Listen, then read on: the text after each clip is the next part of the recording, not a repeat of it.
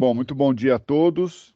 Bom dia. É, quando fizemos o roteiro do GDEC deste ano, já tínhamos colocado esse tema do intangível, mas confesso que sem muito pensar na integração entre os temas, mas no fim acabou ficando bem colocado, porque no mês passado a gente discutiu a questão dos criptoativos, né, e caímos no intangível. Temos ainda pela frente a discussão sobre combinação de negócios sob controle comum e discussão de ágil, que vamos também, de uma certa forma, passar pelo intangível.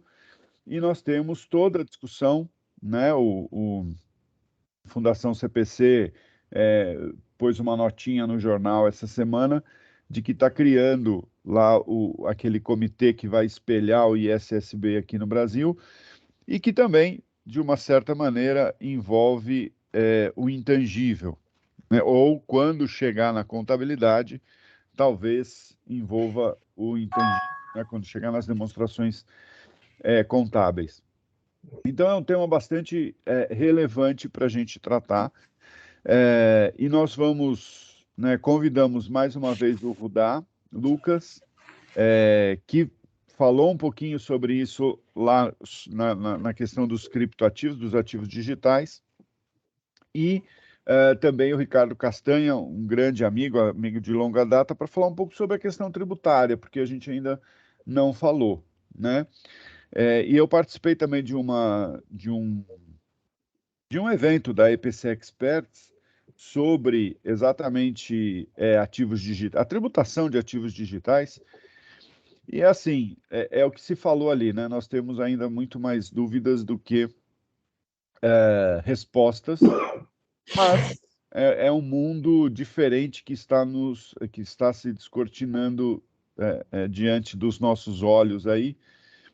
E aproveitando, vou fazer uma rápida introdução do tema, até para justificar, né, esse tema, se é que precisa justificar, mas que é o seguinte: nós caminhamos efetivamente para um mundo intangível, né? Então, quando a gente pensa em criptomoeda, quando a gente pensa em NFT, um outro ativo digital, ou quando a gente começa a entender o que é o tal do metaverso, né, que está entrando na moda aí também, nós vamos vendo a questão do digital muito presente, a questão do intangível muito presente. E quando a gente vê também, analisa um pouco mais a fundo discussão sobre, ou as discussões que tiveram sobre reforma tributária, nós vemos que houve até um certo conflito entre estados e municípios. Por quê? Porque o mundo, quanto mais digital ele é, mais de serviço ele é e menos de mercadoria. Então, antes nós comprávamos o LP, depois nós compramos o CD para ouvir música. Hoje, nós compramos ou assinamos um serviço de streaming, né? Então, esse é o exemplo talvez mais claro dessa mudança da mercadoria para o intangível, né? E com isso, a tendência é que a arrecadação de CMS diminua e a arrecadação de ISS aumente. Então, por isso que é também um fator relevante na discussão aqui. Quando nós vamos para a contabilidade, né, usando um certo, que começa como uma certa piada, mas eu não sei se também não é mais uma tendência agora, de considerar o intangível o novo diferido, né? Ou seja, se eu não sei onde colocar alguma coisa dentro da contabilidade e eu sei que não será despesa, eu tenho que deixar ele dentro do ativo. E vai ficar onde? Ah, põe lá no intangível, né?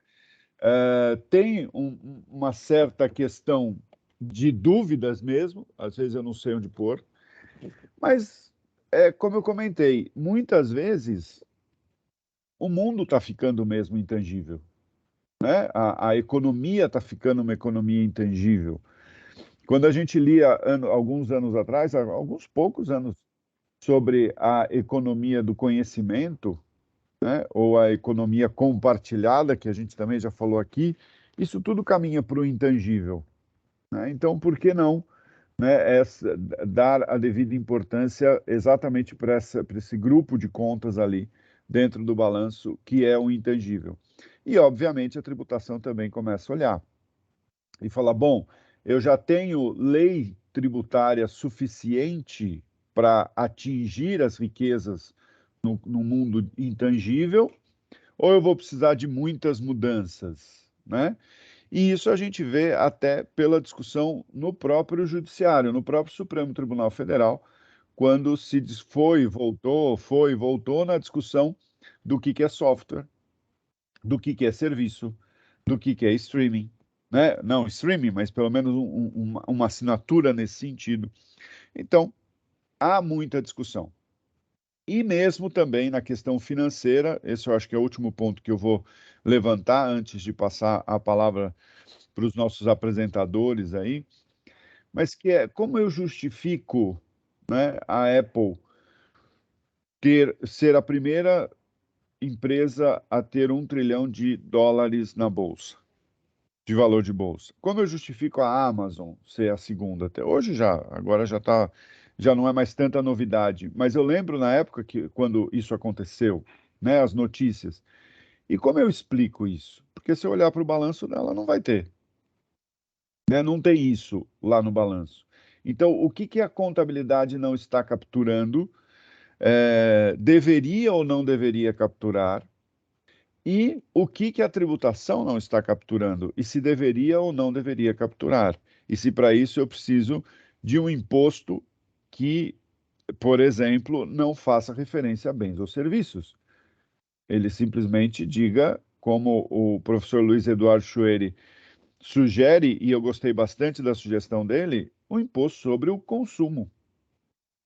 Ah, consumo do quê? Pouco importa, desde que você consuma, desde que haja uma transferência de valores e de uma pessoa para outra, e da outra para uma transferência de utilidade, seja essa utilidade física, seja essa utilidade imaterial, né? Então, o Ricardo Castanha vai falar sobre a parte tributária, mas eu não sei se ele concorda ou não, mas quando você gasta energia política e social para implementar um imposto sobre bens e serviços, né, tendo a cultura contenciosa que nós temos no Brasil, é só ver o rol de inconstitucionalidades que foram alegadas. Claro que quem decide constitucionalidade é o Supremo, mas o rol de constitucionalidades que foram alegadas no projeto da CBS, da Contribuição sobre Bens e Serviços. Quer dizer, num projeto de lei já se tinha um cardápio bastante extenso de questionamentos sobre a constitucionalidade. E eu não estou tomando partido, dizendo se isso é certo ou se é errado. A questão é que a gente teria que ter um pouco mais de segurança. A gente teria que ter o trâmite de uma legislação que não provocasse tanta ou discussão sobre constitucionalidade enquanto projeto, né? Mas é isso que a gente então tem que perceber. A Luciana Aguiar, nesse evento, né, sobre tributação dos criptoativos, ela colocou muito bem. Ela falou: olha, a reforma tributária tem que voltar para o zero, porque o mundo é um mundo que caminha para o intangível, caminha para o digital, né? Claro que a gente vai continuar tendo que comer por enquanto, né? Porque daqui a pouco a gente pode tomar uma pílula que é o suficiente para as nossas proteínas e gorduras, e o que a gente precisa vai vir numa pílula. Então, nem comprar comida precisaremos mais. Mas, enfim, isso também já é uma obra de ficção, quase uma obra de ficção científica aqui, e não é esse o foco.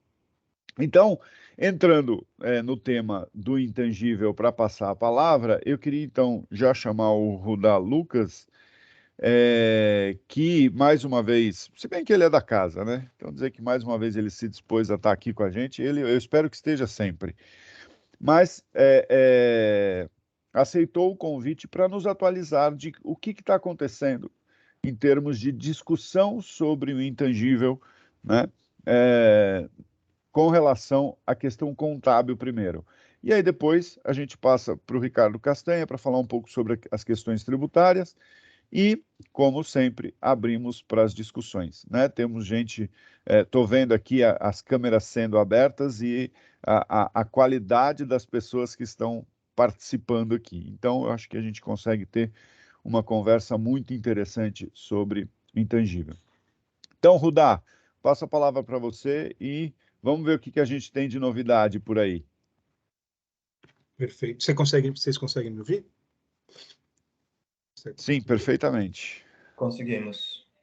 Perfeito. Então vamos lá, só passando um pouco na seara contábil e tentando ser o mais breve possível, até porque na seara contábil eu acredito que o que vai acontecer demandará muito e muito, muito tempo. A gente tem que sempre saber que qualquer processo inicial ao tocante do IASB é coisa que demora 5 até 10 anos, dependendo do tipo de projeto.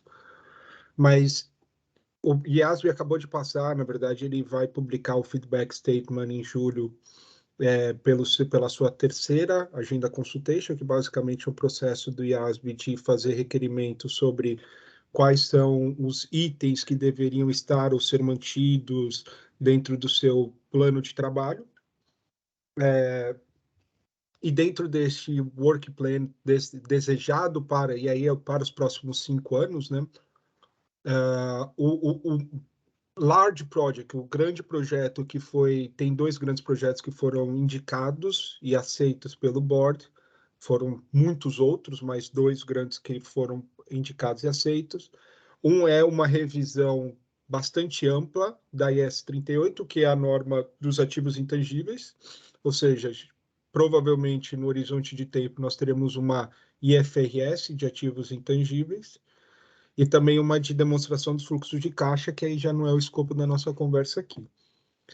E por que foi posto isso, né? Acho que o grande ponto de desconforto inicial é exatamente o que o Edson citou, que é basicamente hoje a norma de ativos intangíveis, ela parece até ser uma norma de outros, né? Ela não é uma norma de ativos intangíveis, é outros. O que você não conseguiu colocar ou embarcar dentro de uma norma principiológica, dentro das outras partes, né, inventário, estoque, mobilizado, PPI, ativo mantido para venda, etc., você embarca dentro dessa norma de ativos intangíveis, porque ela é uma norma que, e aplicando ela é bastante, ela é antiga, ela não teve revisões, e ela permite muita coisa, sim. Então, assim, acho que o primeiro ponto é a necessidade de alteração. Então, haverá uma alteração da norma que nós temos hoje, contabilmente ativo intangível, porque ela é uma norma antiga. Segundo claro que hoje, quando você pega e olha para as empresas estão mais digitais.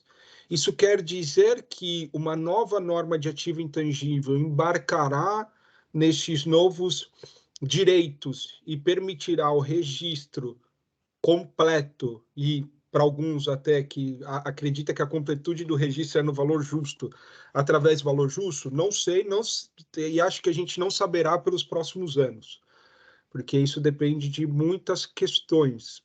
E na prática, acredito que depende de questões, inclusive, de custo-benefício da informação.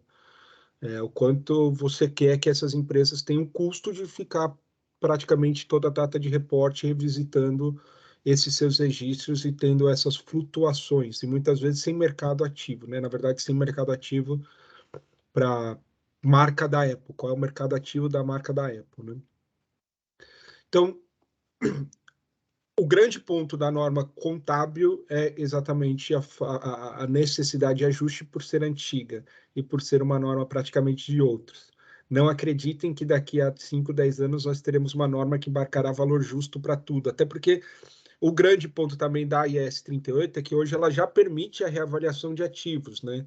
Só que aí eu sempre bato desde 2013, 14, quando eu discutia isso, o Brasil que não permite reavaliação, mas dependendo do tipo de ativo, você já poderia fazer dentro da norma contábil inclusive ativos intangíveis, o método de reavaliação, se assim atendesse os requerimentos da norma, né?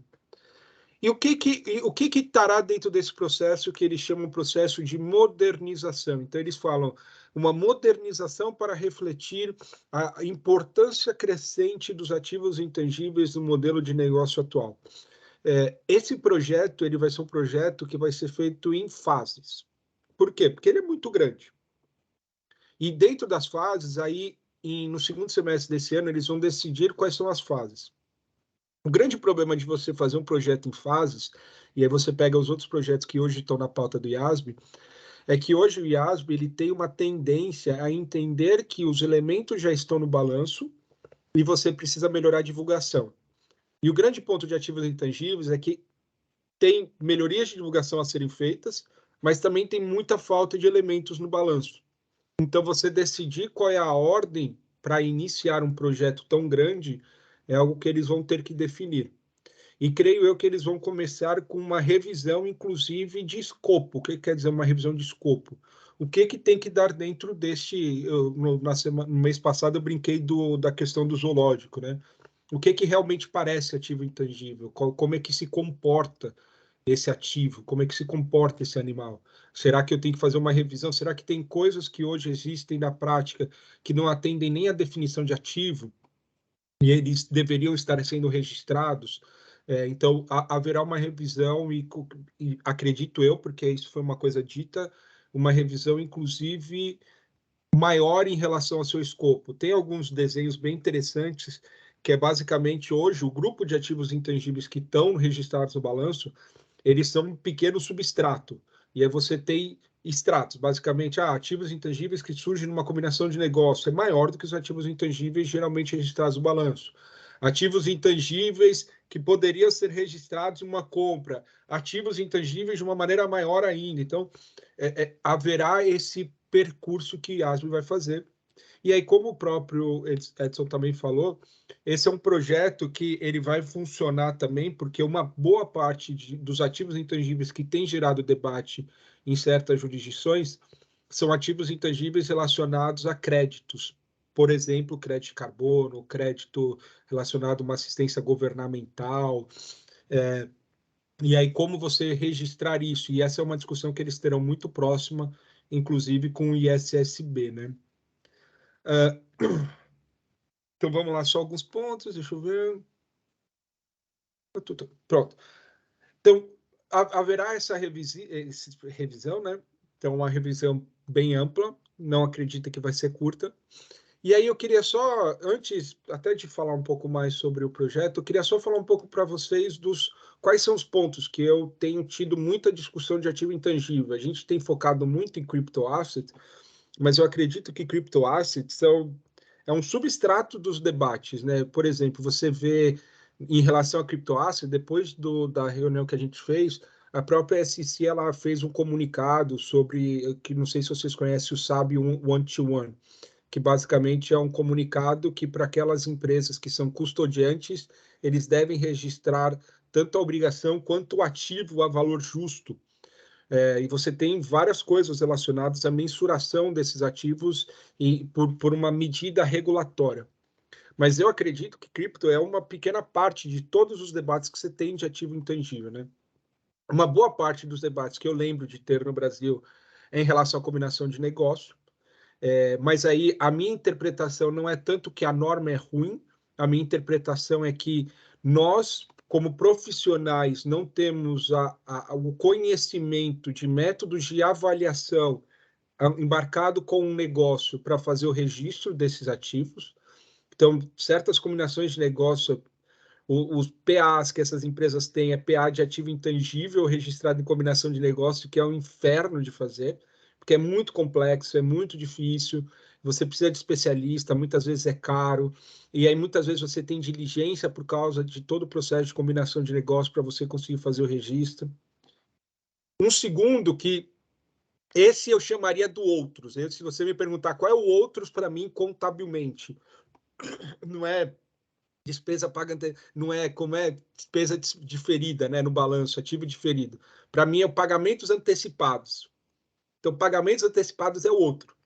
Ele não é nem ativo intangível, ele não é nenhum outro tipo de ativo, mas a empresa pagou, por exemplo, pagou para obter um contrato. A IFRS 15 permite que isso seja ativo. Isso é ativo intangível? Não, não é ativo intangível. Você pagou para ter o direito em relação a uma licença, mas ela não te dá benefício futuro, porque você basicamente está quebrando o contrato com uma outra parte. Isso é ativo? Não é ativo?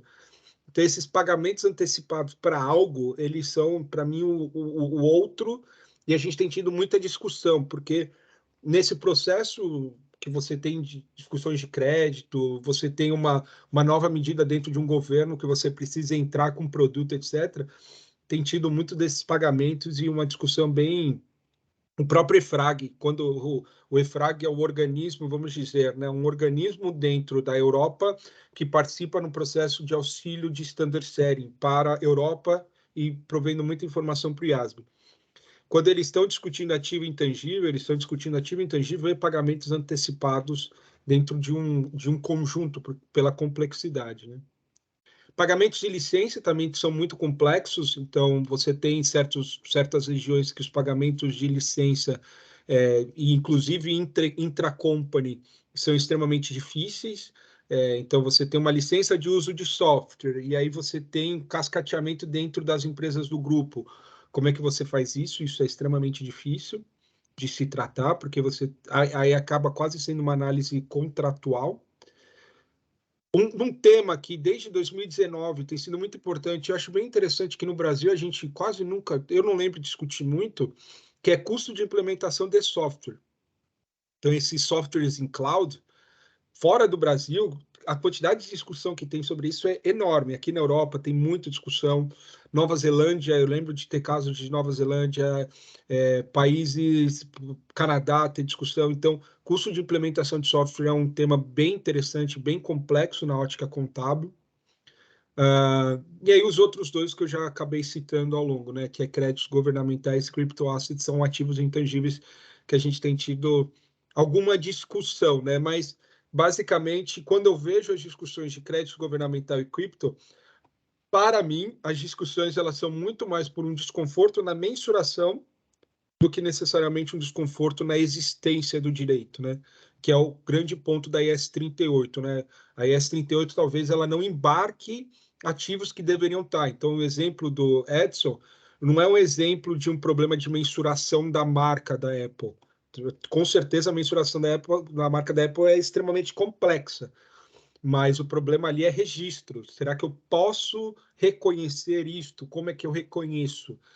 O problema, por exemplo, de você ter o caso da Tesla, que tem um desenvolvimento dentro dos seus carros que permite que tenha um desenvolvimento de dados.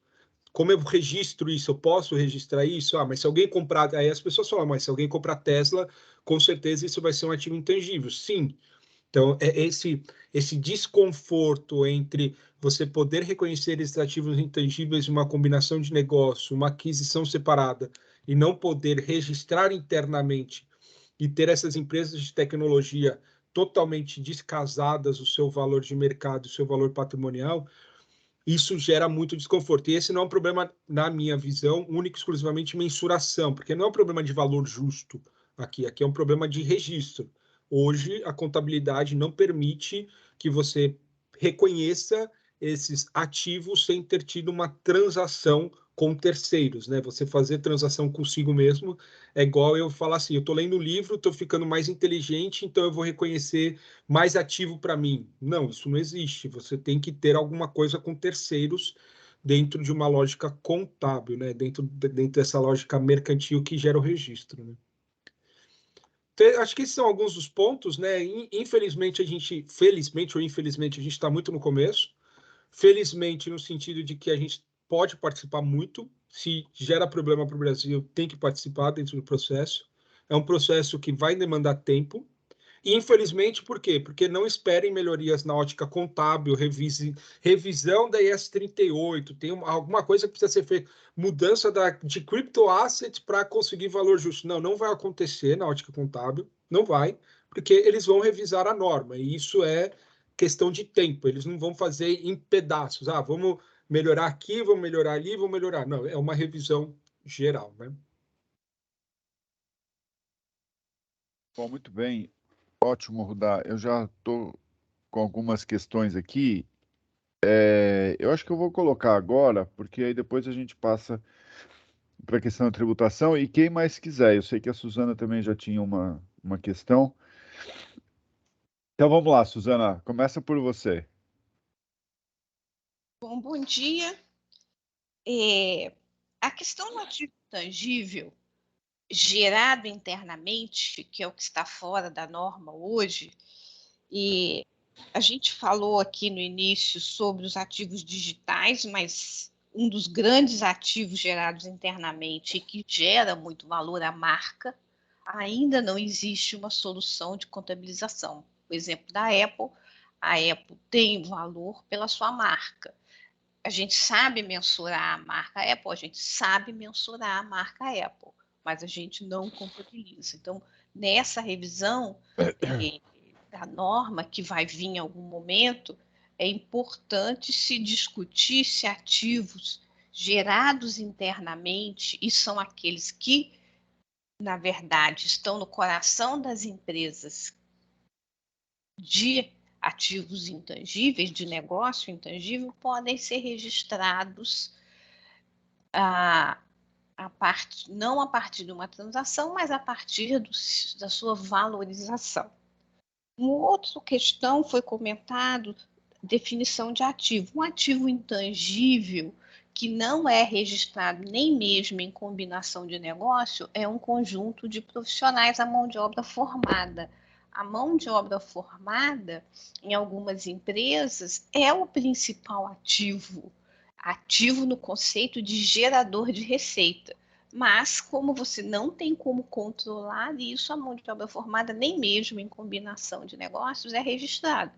Mas uma empresa de tecnologia hoje me fala várias vezes, eu não consigo contratar gente, eu não acho gente no mercado, eu ofereço remuneração competitiva, eu tenho uma série de programas de atração de pessoas porque eu tenho dificuldade de ter talento. E quando esse talento está junto, ela forma um ativo que individualmente cada pessoa em si não necessariamente é um intangível, a não ser que tenha algum papel de liderança, mas a mão de obra formada é reconhecida na norma como um ativo intangível, a gente calcula ele, mas ele nem em combinação de negócio é registrado.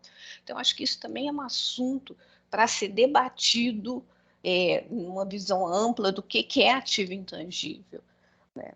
Sobre a questão do valor justo, eu acho que à medida que os anos têm passado, o conhecimento sobre cálculo de valor justo tem aumentado, espero que aumente. O mercado ativo, por exemplo, de marca, tem crescido, a gente vê cada vez mais transação, então eu acho que isso não deveria ser um limitante, deveria fazer parte da formação das pessoas. O cálculo de valor justo passar a ser um assunto natural, as pessoas conhecerem valor justo, e a opção por contratar especialista ou não ser uma decisão gerencial, e não porque eu não tenho esse conhecimento. Eu acho que isso vai chegar nesse ponto. E os ativos aí do assunto da moda, intangíveis relacionado à ESG, né, que é um assunto que já está sendo discutido, como divulgar, como demonstrar, mas também vão gerar ativos intangíveis. Empresas, por exemplo, no Brasil temos várias empresas que têm reservas florestais, além do crédito de carbono, que é mensurável, mas o fato de você ter determinadas condições, isso é um ativo intangível, que hoje a gente nem é contabilizado em combinação de negócio, e a gente nem sabe como é tratado como tangível, mas ali tem ativos intangíveis de conhecimentos biológicos e tudo isso. Então, eu acho que é super oportuno discutir essas questões.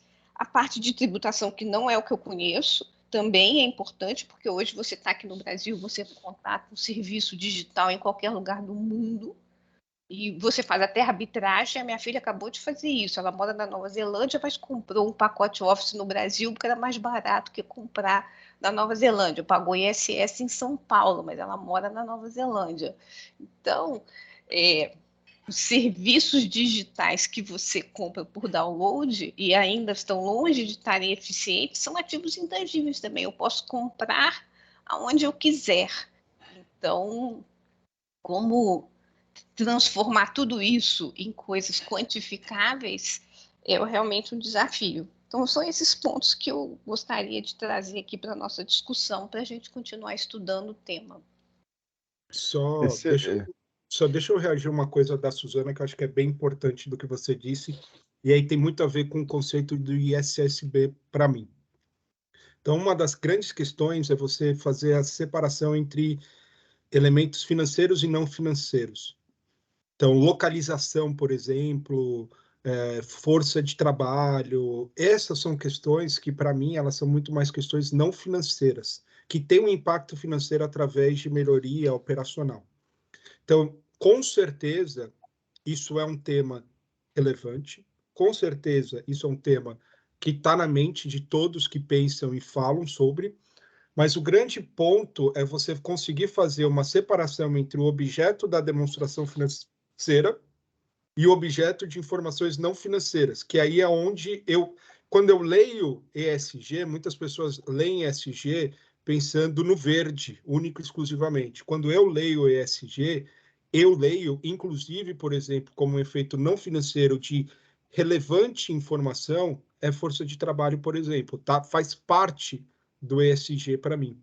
Então, pensando no que você disse, eu concordo, mas pensando num ambiente contábil de registro societário, eu acredito que terá umas certas barreiras.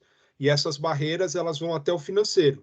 Passou do financeiro para elementos não financeiros, eles devem ser divulgados, eles são relevantes, eles impactam o mercado, mas eles provavelmente estarão ou em uma nota explicativa, ou eles estarão num desses outros conjuntos que o SSB está pensando, de management commentary, isso até o próprio IASB fala de management commentary, relatório de administração, relatório de sustentabilidade, etc. Rudá, eu entendo. Nós vamos ter uma reunião do GDEC especificamente sobre isso, então eu não quero antecipar. Mas o que a Suzana colocou é que o não financeiro está cada vez mais impactando o financeiro. Então, a gente teria que criar um mecanismo para fazer essa conversão, né? Mas, enfim, eu não quero entrar nesse ponto ainda. Sueli,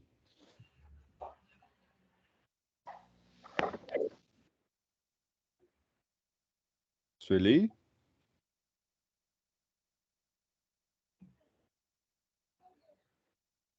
Bom, ela tinha levantado a mão. Rafael, você tinha levantado a mão também. Quer colocar alguma coisa? E sim, eu quero colocar uma questão para o Lucas quanto à questão das criptomoedas. Como é que ele enxerga o caso registro desses ativos aqui no Brasil? Uma vez que o Banco Central ele não regulamenta, né, esses ativos, porque não é o Banco Central que, no caso, emite, né, esse tipo de moeda ou dá qualquer tipo de garantia. E, por outro lado, a CVM reconhece, né, que esses ativos devem ser registrados, né, nos balanços. Né? Como é que você enxerga esse impasse, Lucas, entre CVM e Banco Central? Mas deixa eu colocar um ponto que aí eu vou juntar o que a Suzana falou com o que o Rafael está falando. Tá. Quando a gente vai reconhecer intangível, e aí o Rafael trouxe a questão dos criptoativos, que talvez é interessante, né? Mas é talvez o mais visível dos intangíveis que a gente consegue, ou mais perceptível dos intangíveis. Mas quando a gente está falando em marca, quando a gente está falando em carteira de clientes, por exemplo, coisas que são geradas internamente, e eu vou ter que ter uma fórmula, uma forma de avaliação, Rudá, e que pode até ser o valor justo, eu não vou ter a mesma questão de volatilidade que eu tenho dos criptoativos, né? Porque a marca, ok, eu consigo apurar quanto vale a marca, mas ela não está à venda, né? Será que essa seria a melhor forma de apurar? E se eu tive uma perda de reputação por algum motivo, é caso de impairment, ou eu vou baixar como valor justo. Então, eu entendo que a questão do intangível é muito do reconhecimento, mas tem muito da mensuração, né? E se a gente fala como a gente falou no mês passado sobre os criptoativos, talvez eu não queira reconhecer essa volatilidade na minha demonstração, mas de repente reconhecer marca ou qualquer outro intangível também traria uma certa volatilidade, né? Como é que você vê essa discussão, né? E aí tentando responder um pouco até melhor para a Suzana essa questão de como avaliar o intangível e do Rafael essa briga entre Banco Central e CVM, que pode acontecer em outras coisas também, né? Em outros pode ter uma briga entre INPI e CVM. O INPI fala que algo tem que ser registrado lá como um intangível, como uma propriedade intelectual, e essa propriedade intelectual não necessariamente está na contabilidade, né? Então, eu Depois sei eu que são vou pedir para você me super ajudar a fáceis. lembrar os pontos, porque meu TDAH não permite que eu lembre muitos pontos assim. Mas o primeiro ponto é a questão do registro. Então, eu vou tentar registro e mensuração depois, tá? A questão do registro, aí pensando em criptoasset e certificados, etc. Primeiro, eu acho que você tem que entender em qual ótica você está olhando. Você está olhando na ótica dos emissores, o que eu não conheço emissores do Brasil, então não vou discutir emissor do Brasil, mas quando eu discuto IFRS, a gente discute muitos emissores, e isso é extremamente complexo. Então, a pessoa basicamente emitiu um voucher, e só porque o voucher tem valor de mercado, ela pode valorar a valor justo o voucher sem ter vendido o voucher para terceiros? É aquele, realmente é isso que nós queremos, né? Que a empresa emita o voucher e do nada ela já tuxa uma obrigação versus um ativo. Aí você pode olhar na ótica do custodiante, que é o que a SEC acabou de fazer, que é basicamente a empresa que tem o wallet e está entre as duas partes, né? Então, o que ela tem que fazer? Basicamente, a SEC está tomando uma decisão, na minha visão regulatória, que fala assim, olha, como é extremamente arriscado o que tem hoje, você parece não estar fazendo meramente o que um banco faz como depósito. Por mais que você esteja pegando dinheiro de um e colocando, aplicando e fazendo essa intermediação, quase como se fosse um banco, ele pede para você fazer valor justo. Por quê? Porque regulatório. Na minha visão, regulatório, porque ele quer que você tenha essa visão de mercado, o quanto você tem do estoque de ativos dentro da sua custódia. Agora, para aquela pessoa que comprou e vai usar aquele ativo. Aí você tem as múltiplas questões, que são as múltiplas questões contábeis. Você pode começar com a discussão da natureza do ativo, que é o que você vai fazer na ótica contábil societária. O que é esse animal, como é que eu tenho que fazer, etc, etc, etc. Primeira questão, qualquer direito que você tenha, na minha visão, tem que estar registrado, nem que seja valor zero, mas ele tem que estar registrado. Então, se a sua questão é, eu comprei um criptoasset, eu tenho que registrar no balanço? Registrar, sim. Segunda questão, como eu reconheço esse animal dentro do meu balanço? Eu vou reconhecer ele como estoque, eu vou reconhecer ele como ativo intangível. E, gente, sendo bem sincero com vocês, eu vou reconhecer ele e escrever no meu balanço criptomoeda. Não faz diferença nenhuma. Por que faz uma diferença contábil societária? Porque se você chamar ele de ativo intangível, você tem requerimentos específicos de mensuração de acordo com a natureza. Se você reconhecer ele como estoque, ele tem requerimentos específicos de mensuração de acordo com a sua natureza. Hoje, desde 2016, na verdade, tem uma decisão de agenda para aquelas empresas que seguem IFRS, e essa decisão de agenda, ela para um substrato, que são as cryptocurrencies, ele pede uma análise de acordo com ativo intangível e estoque, porque ele entende que aquilo não é uma moeda. Mas eu tenho, por exemplo, como você disse, e se o Banco Central Brasileiro emitisse uma cripto? Eu tivesse dinheiro do Banco Central Brasileiro, igual eu tenho o meu real, isso é intangível? Não. Óbvio que não, porque isso não é o que está na decisão de agenda do IFRIC. Isso é um outro ativo, isso não é um Bitcoin, isso não é um Ethereum, isso não é aquelas outras criptomoedas, isso é diferente. E se vocês quiserem pesquisar, pesquisa na Nigéria. Na Nigéria tem a Inaira. As auditorias, tudo mais, aceitaram. É moeda. E tanto que a gente fala, é mais moeda do que moeda. no nível de registro, porque é algo diferente, é um outro animal, não dá para comparar. Quando a gente falou no mês passado sobre receber salário de acordo com o Bitcoin, teve gente que falou, eu aceitaria receber meu salário. Tipo, num mês só você teria trabalhado e nesse último mês você teria ganho metade do que você esperava ganhar. Então, assim, é muito volátil como registro, como ótica de moeda. Mensuração. Dentro da estrutura conceitual contábil, você tem capital financeiro e capital físico. Hoje é o que se aceita, capital financeiro e capital físico. Mas as lógicas, elas são sempre lógicas de transação de mercado.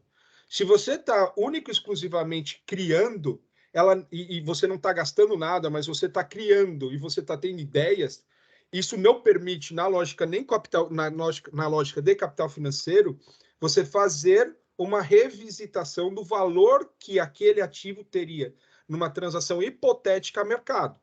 Na ótica de capital físico, permitiria, que é a reavaliação de ativos. Dito isso, há valor justo para esses ativos. O que isso quer dizer?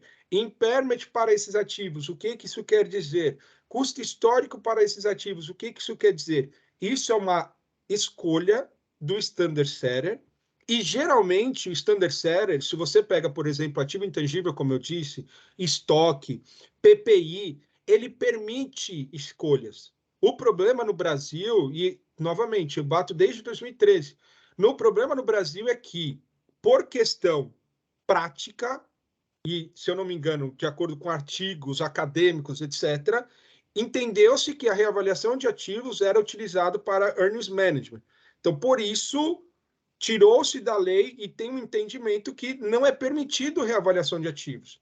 Mas se você for na norma, ela já permite esse leque de mensuração, capital físico ou capital financeiro, que seja valor justo, que seja reavaliação de ativos, que seja custo histórico. Por quê? Porque, novamente, os animais podem ser parecidos, mas eles são diferentes.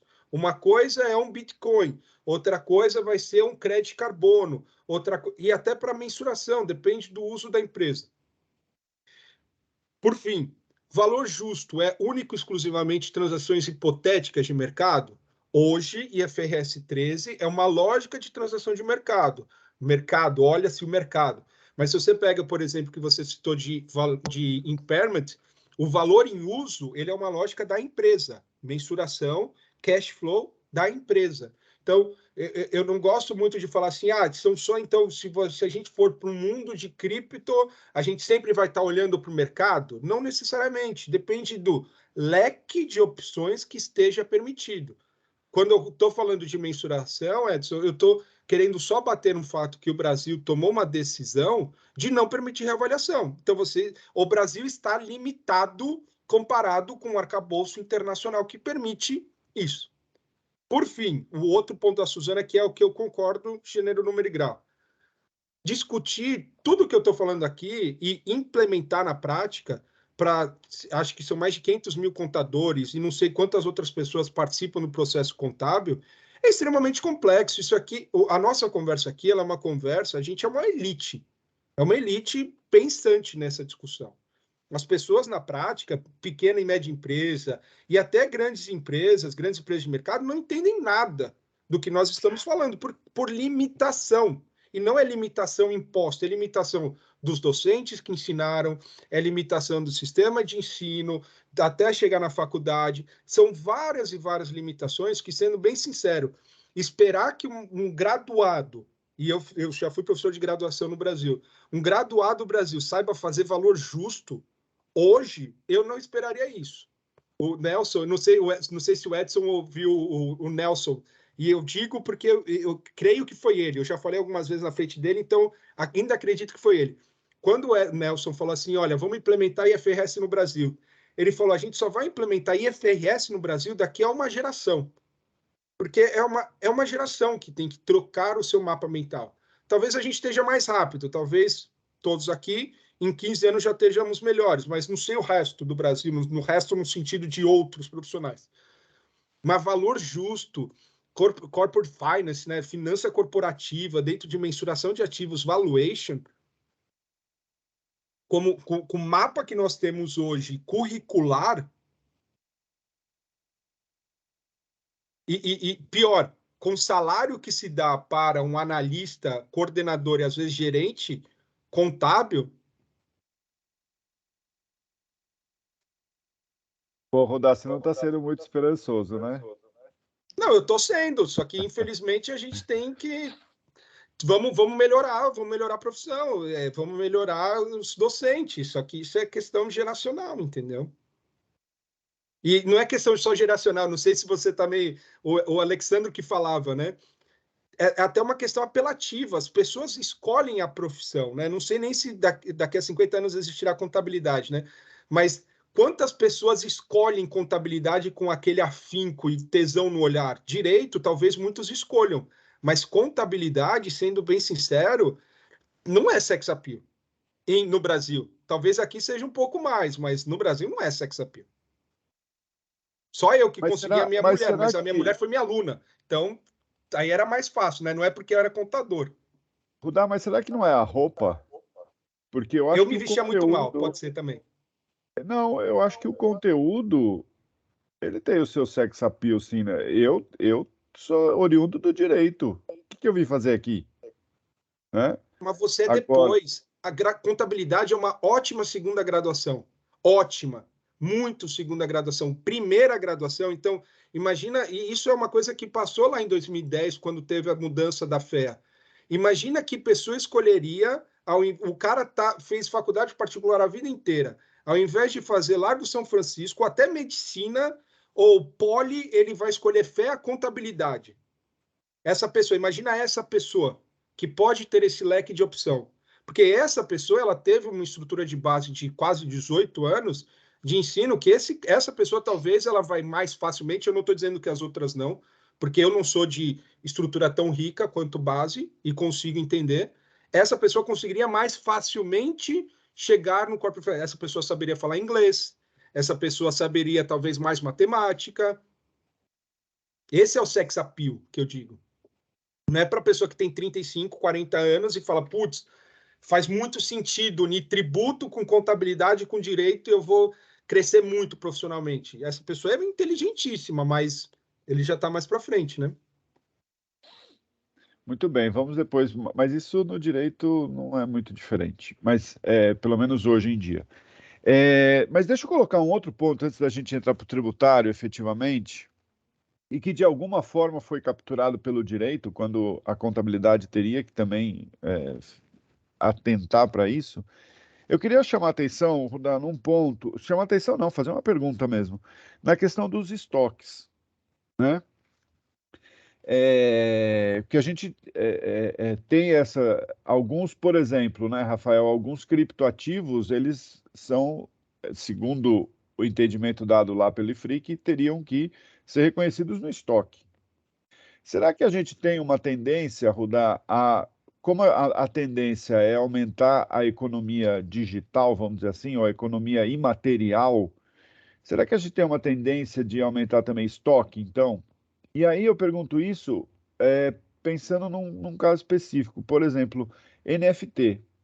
NFT, que é o não fungível, né? Não fungível, teoricamente não seria estoque. Mas eu posso criar vários NFTs, né? Se eu for um artista renomado, eu posso criar vários NFT para vender. Eu não estou criando isso para expor, não é uma obra de arte que eu vou expor, eu vou efetivamente vender, né? Aliás, estamos voltando alguns séculos, porque a gente já teve venda, né? Artistas compondo sinfonias para serem vendidas. Né? Isso é um intangível. Estou vendendo, tudo bem, estou vendendo uma partitura, mas o que está por trás é outra coisa. Será que a gente tem então essa tendência de começar a aumentar o estoque desses ou dos imateriais, vamos dizer assim? Só uma primeira questão. Você lembra quando a gente introduziu as FRs no Brasil, um dos exemplos que era terreno? Falava assim, sim, eu tenho terreno. O que é o terreno? Contabilmente. Aí aquele professor sempre falava, e todo mundo imobilizado, professor. Aí você falava, não. Mas por que não? Porque ele pode ser várias coisas contabilmente. Um terreno pode ser estoque, um terreno pode ser imobilizado, pode ser propriedade para investimento. A mesma coisa, e aí, diferentemente de US GAAP, que o US GAAP não permite ativos intangíveis no estoque, a gente permite ativos intangíveis no estoque. Por quê? Porque nós não estamos olhando a fungibilidade do ativo, nós estamos olhando o uso do ativo. Então, por que que um NFT, um cripto, etc., estaria no estoque? E aí, novamente, é um animal que, se você for pensar dentro do zoológico, ele vai estar numa jaula com animais que não são iguais a ele. Por quê? Porque estão querendo colocar ali por questão de mensuração. Mas não é um animal igual. Vamos saber que não é um animal igual. Mas tem uma empresa que quer prospectar terreno, ela pode, se isso for no seu curso ordinário de atividades, comprar e vender terrenos, e não comprar, valorizar e vender, porque aí seria um PPI, ou comprar, manter para uso, que seria imobilizado, comprar e vender um terreno, a gente já aceita como estoque.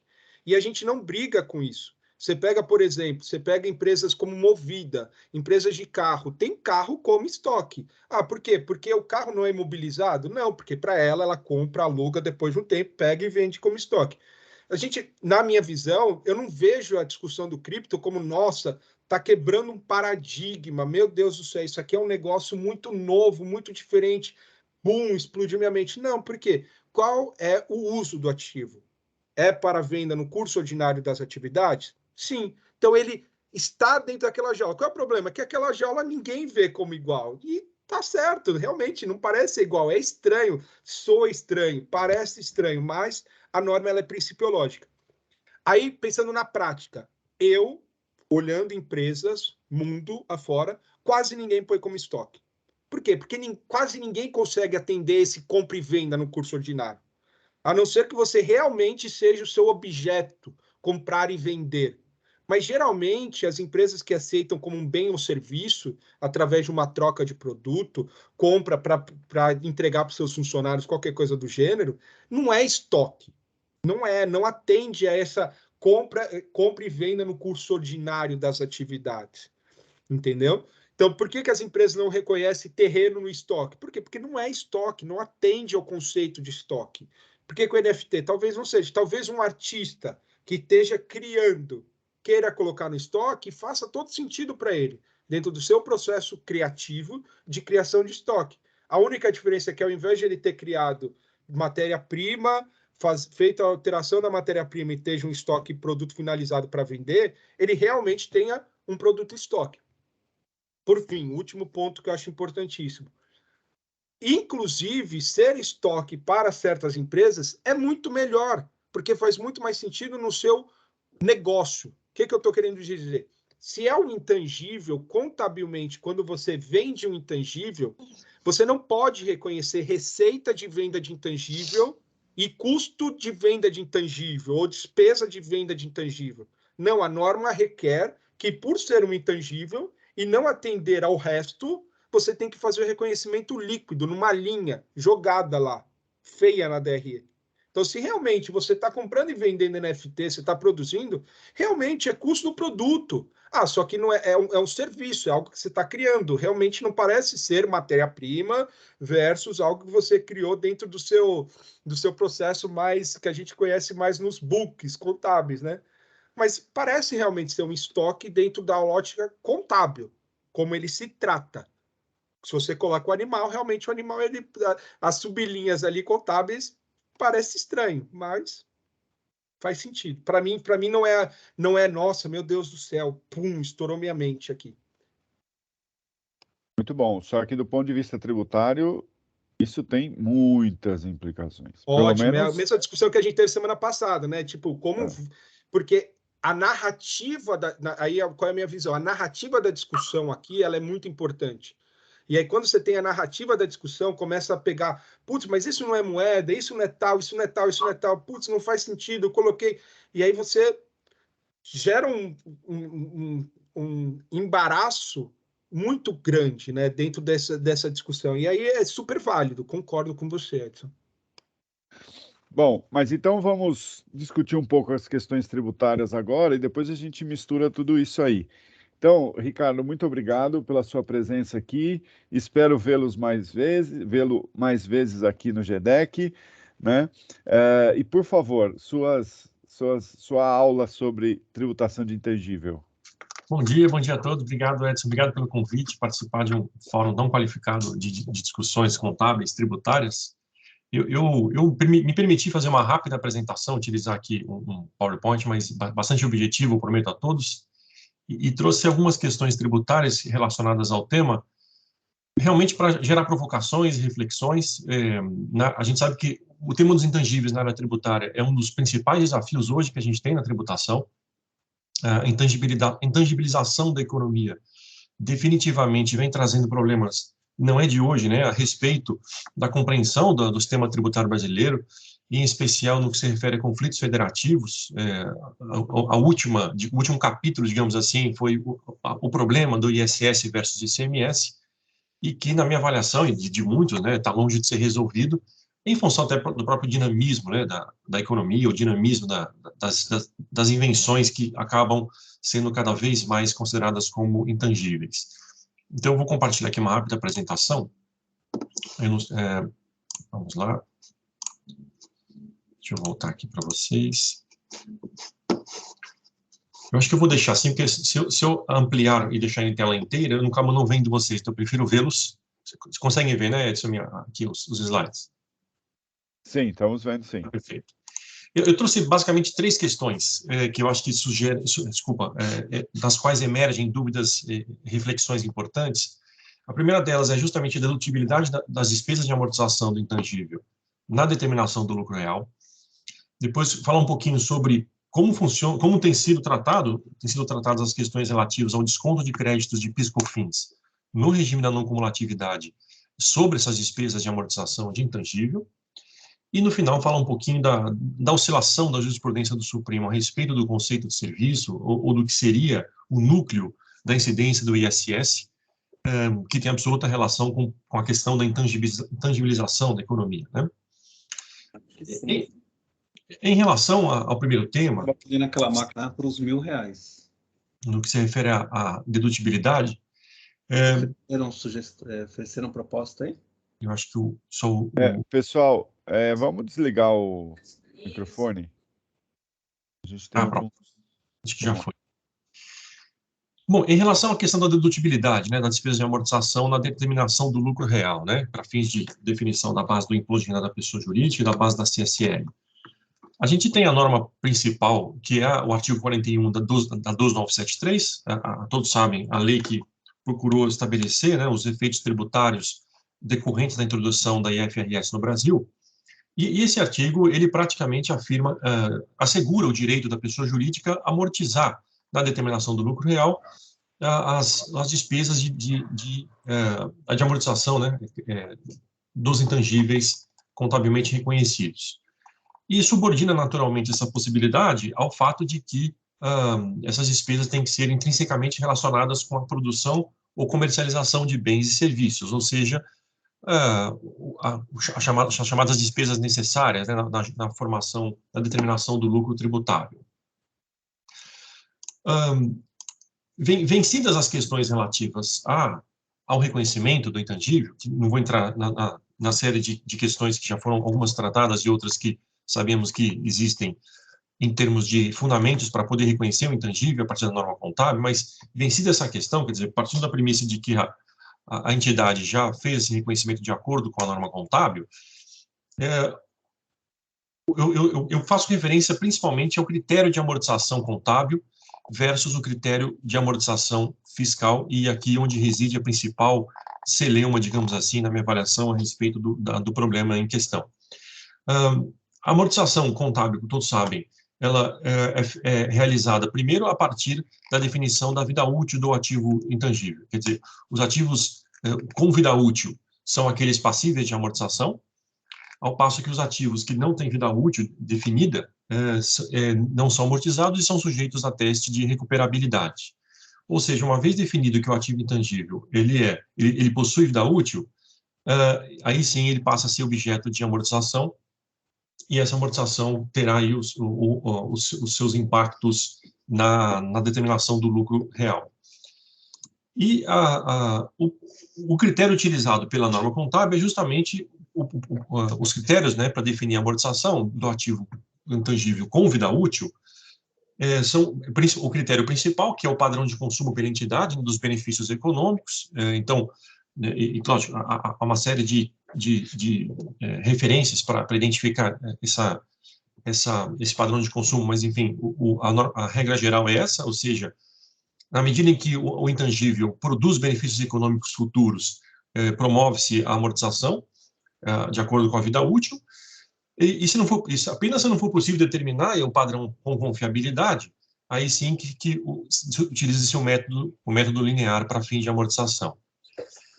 Sendo que o valor residual, ele, em regra geral, é igual a zero, né, exceto se houver compromissos de terceiro já para adquirir esse ativo ao final da vida útil, ou for provável que haja um mercado ativo de negociação desse ativo ao final da sua vida útil. Pois bem, como a norma tributária enxerga essa questão?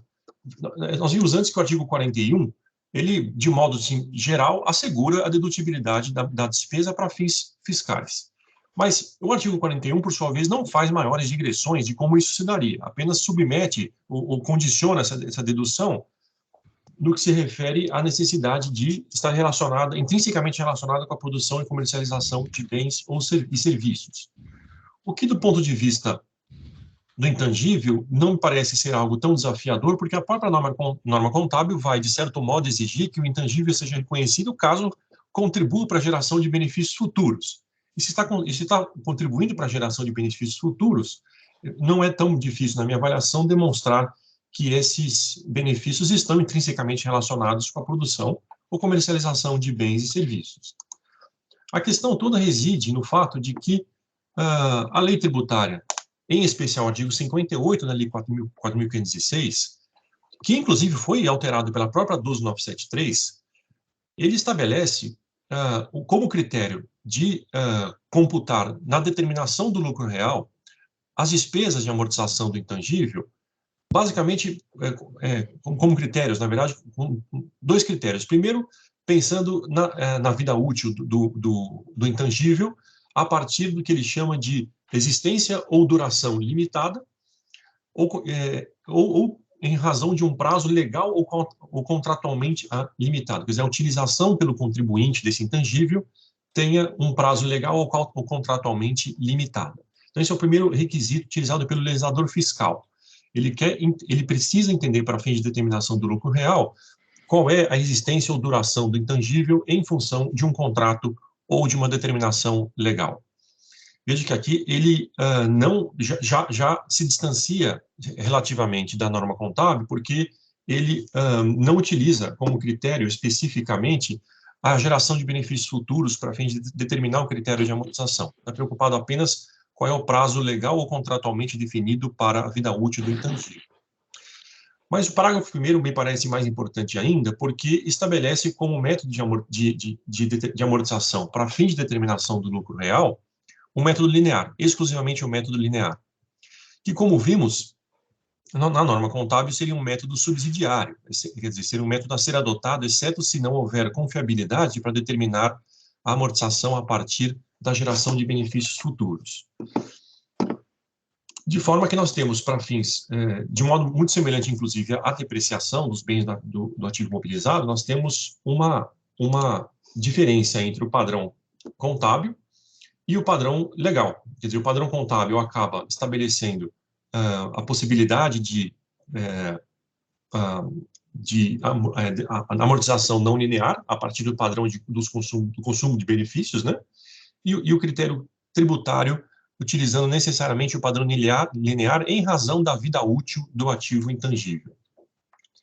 E aí a pergunta que se coloca é justamente essa, quer dizer, a amortização linear do intangível com duração limitada permanece aplicável para fins de lucro real, ou ainda que a pessoa jurídica adote o padrão não linear na escrituração contábil?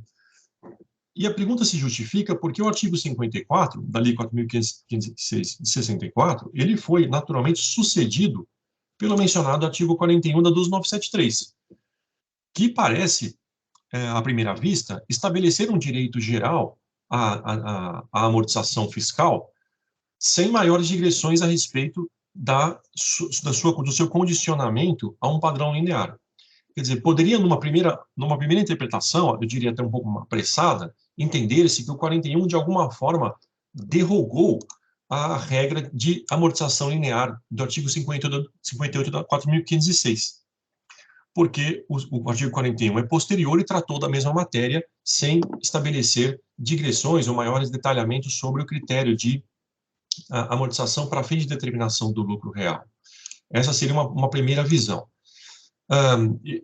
Na minha avaliação, me parece que não houve essa derrogação, ou revogação expressa não houve, muito pelo contrário, a 12973 chegou a mudar alguns aspectos do artigo 58, da 4.506, e além disso, me parece que ainda há uma questão de especialidade aqui. O artigo 41 da 12973 assegurou o direito à amortização, mas a lei tributária ainda tem o poder, né, a competência de estabelecer determinadas formas como se dá essa amortização para fins fiscais. Então, me parece que fica ainda permitida a amortização linear do ativo pelo tempo de existência.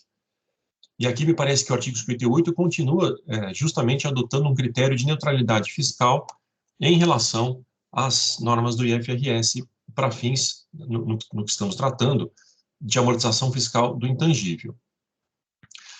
Além disso, me parece também que enquanto o artigo 41 estabelece uma regra geral de amortização, mesmo que se submetendo ao critério linear da Lei 4.506, me parece que qualquer ativo intangível que seja passível de amortização, segundo a regra contábil, ele estaria abrangido pelo artigo 41 da 12973. Quer dizer, inclusive as marcas sem duração limitada, ou seja, inclusive a Receita Federal, sabemos, nunca concordou com a amortização fiscal das marcas, justamente por entender que elas não teriam duração limitada. E com base no próprio artigo 58 do 4.516, mas a gente parece que com a introdução do artigo 41 da 12973, sendo o intangível passível de amortização, de acordo com as regras contábeis, me parece que haveria possibilidade de sua amortização para fins fiscais, inclusive as marcas, que é uma grande celeuma na área fiscal há muitos anos.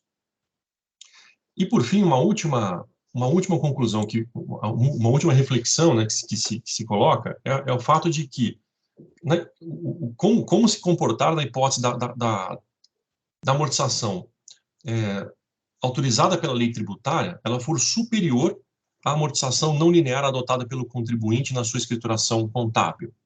Quer dizer, o que fazer com a diferença? Será que poderia o contribuinte efetuar a exclusão do excesso no LALUR, ou seja, utilizar no LALUR a amortização fiscal, ainda que ela seja superior à amortização contábil?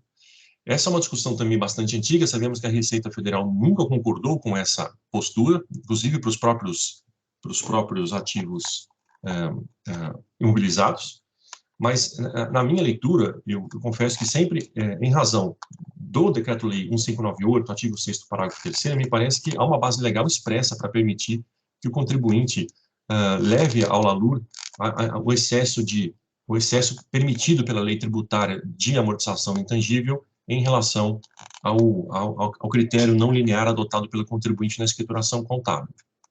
Mas sabemos que isso ainda é um objeto de oposição da Receita Federal de longa data, começando pelo Parecer Normativo COSIT 96 de 78, mas uma série de soluções de consulta posteriores, segundo as quais o limite de dedução das despesas de depreciação ou amortização é o menor valor entre o da lei tributária ou aquele utilizado na contabilidade societária. Não, quer dizer, havendo diferença, não poderia o contribuinte deduzir para fins fiscais o valor autorizado pela lei tributária. Bem, em relação a esse primeiro ponto, essas eram as questões que eu gostaria de trazer. A principal questão que eu aponto é justamente os critérios de coexistência do artigo 41 da 12973 com o artigo 58 da 4.506, quais são as possíveis leituras entre uma permissão geral de amortização, de dedução das despesas de amortização do lucro real, versus as regras de amortização linear do intangível para fins de determinação do lucro real. Se essas leis coexistem, se houve ou não uma derrogação em função de ter havido uma regulamentação do mesmo tema, ou se nós temos ainda que a companhia, né, a entidade ainda tem o direito de fazer a amortização exclusivamente no que se refere, para fins fiscais, ao método linear. Bom, em relação ao segundo tema que eu comentei, relativo aos descontos de crédito de PIS/COFINS no regime não cumulativo, né, sobre as despesas de amortização. A lei 10.833, ela também foi alterada pela lei 12.973 para estabelecer para deixar claro, né, que sobre as despesas relativas aos encargos de amortização dos intangíveis, seria possível desconto de créditos de PIS/COFINS no regime da não cumulatividade.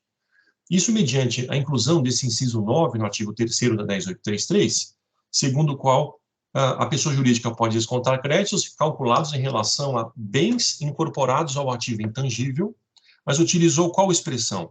Adquiridos para utilização na produção de bens destinados à venda ou na prestação de serviços. E olhando para a redação desse dispositivo, algumas questões já emergem, né? A primeira delas é o fato de que, como já ocorre nos ativos imobilizados, esses intangíveis seriam possíveis de serem objeto de desconto de créditos exclusivamente nas atividades de produção de bens ou de prestação de serviços, excluindo-se, portanto, na visão da Receita Federal, a área comercial, quer dizer, a atividade comercial, melhor dizendo. Então, a atividade comercial, ainda que tenha intangíveis registrados e os esteja amortizando para fins contábeis, não poderia, numa visão literal desse dispositivo, descontar créditos de PIS/COFINS sobre as despesas de amortização. A segunda conclusão, e é uma conclusão da Receita Federal de modo expresso, é o fato de que essa expressão, essa palavra, melhor dizendo, adquiridos, restringe o alcance desses créditos apenas aos bens aos intangíveis que foram adquiridos de terceiros, ou seja, ficariam vedados, por falta de previsão legal, os créditos sobre a amortização de intangíveis desenvolvidos internamente. Somente aqueles intangíveis que foram contabilmente reconhecidos em função de uma aquisição de terceiros. E aqui, o que é aquisição de terceiros na visão da Procuradoria-Geral da Fazenda Nacional? O intangível adquirido pronto, de terceiro, e não, nós estamos referindo aqui às despesas incorridas na geração do intangível. Não, seria uma aquisição de um intangível já pronto para utilização pela entidade, produzido, gerado por terceiro. E aí sim, a amortização desse intangível é que seria passível de desconto de créditos de PIS/COFINS. E aqui eu já faço uma provocação. Será que, em função de tudo que falamos, da intangibilização da economia, da importância dos intangíveis cada vez maior na geração, na produção de benefícios econômicos, será que essa interpretação, digamos assim, puramente literal do dispositivo, primeiro, ela é adequada à norma contábil? E segundo, será que é adequada a um correto regime de não cumulatividade do PIS e da COFINS? Sabemos que o regime de não cumulatividade tem uma série de problemas, e me parece que, para as contribuições serem efetivamente não cumulativas, esta limitação expressa da legislação a intangíveis, exclusivamente a intangíveis adquiridos de terceiros, me parece que não tem justificativa no sentido de estabelecer uma limitação indevida em direção ao alcance de uma efetiva não cumulatividade dessas contribuições, cuja base de cálculo é a receita bruta, portanto. Além disso, qual seria, em comparação, né, ao examinarmos esse problema de intangíveis, apenas os intangíveis adquiridos de terceiros, nós podemos nos questionar qual é a regra legal que a própria Lei 10.833 adota para os bens do ativo imobilizado, para as despesas de depreciação do ativo imobilizado. E aqui é curioso verificar que na redação original da 10.833, também havia essa limitação. A redação original previa os créditos de PIS/COFINS sobre as despesas de máquinas e despesas de depreciação, né? De máquinas, equipamentos e outros bens incorporados ao ativo mobilizado, adquiridos para locação a terceiros ou para utilização da produção de bens destinados à venda ou prestação de serviços. E esse artigo foi alterado em 2005 pela Lei 11.196, justamente para incluir a palavra adquiridos ou fabricados. De forma que nós passamos a ter aqui critérios diferentes de crédito PIS/COFINS em relação à despesa de depreciação, que abrange para os ativos mobilizados aqueles adquiridos ou fabricados pelo próprio contribuinte, e para os intangíveis ficamos ainda apenas naqueles adquiridos, ou seja, não aqueles gerados, produzidos pelo próprio contribuinte, de produção interna. Ainda assim, a Receita Federal, após a decisão paradigmática do STJ, que revisou o conceito de insumos para fins de crédito de PIS/COFINS, a Procuradoria-Geral da Fazenda Nacional emitiu um parecer, que é o parecer normativo número 5, por meio do qual ela interpretou a decisão da STJ, estabelecendo, na sua visão, quais seriam, digamos assim, as aplicações práticas daqueles novos conceitos de insumos do STJ.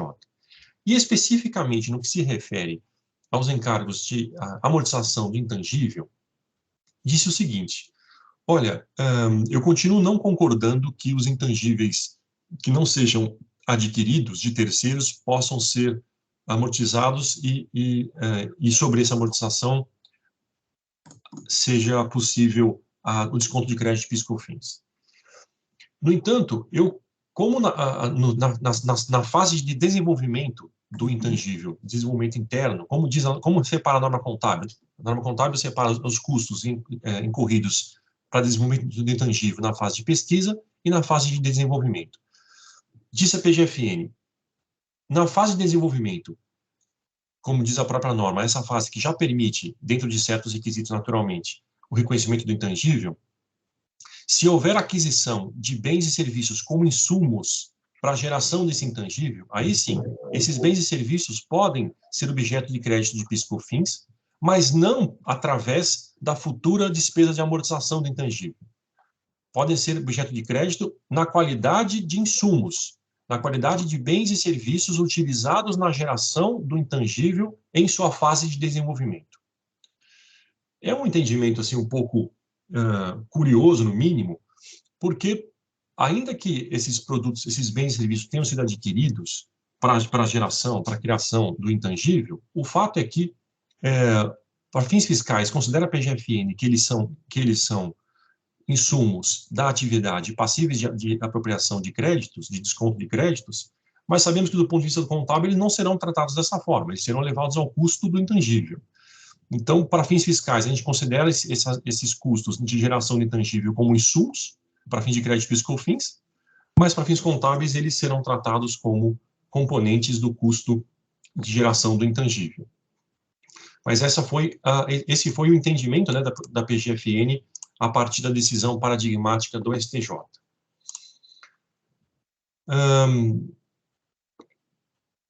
E uma última provocação que se faz também em relação aos créditos PIS/COFINS sobre o intangível é a seguinte: qual o critério que devemos utilizar no desconto de crédito de PIS/COFINS sobre despesa de amortização do intangível?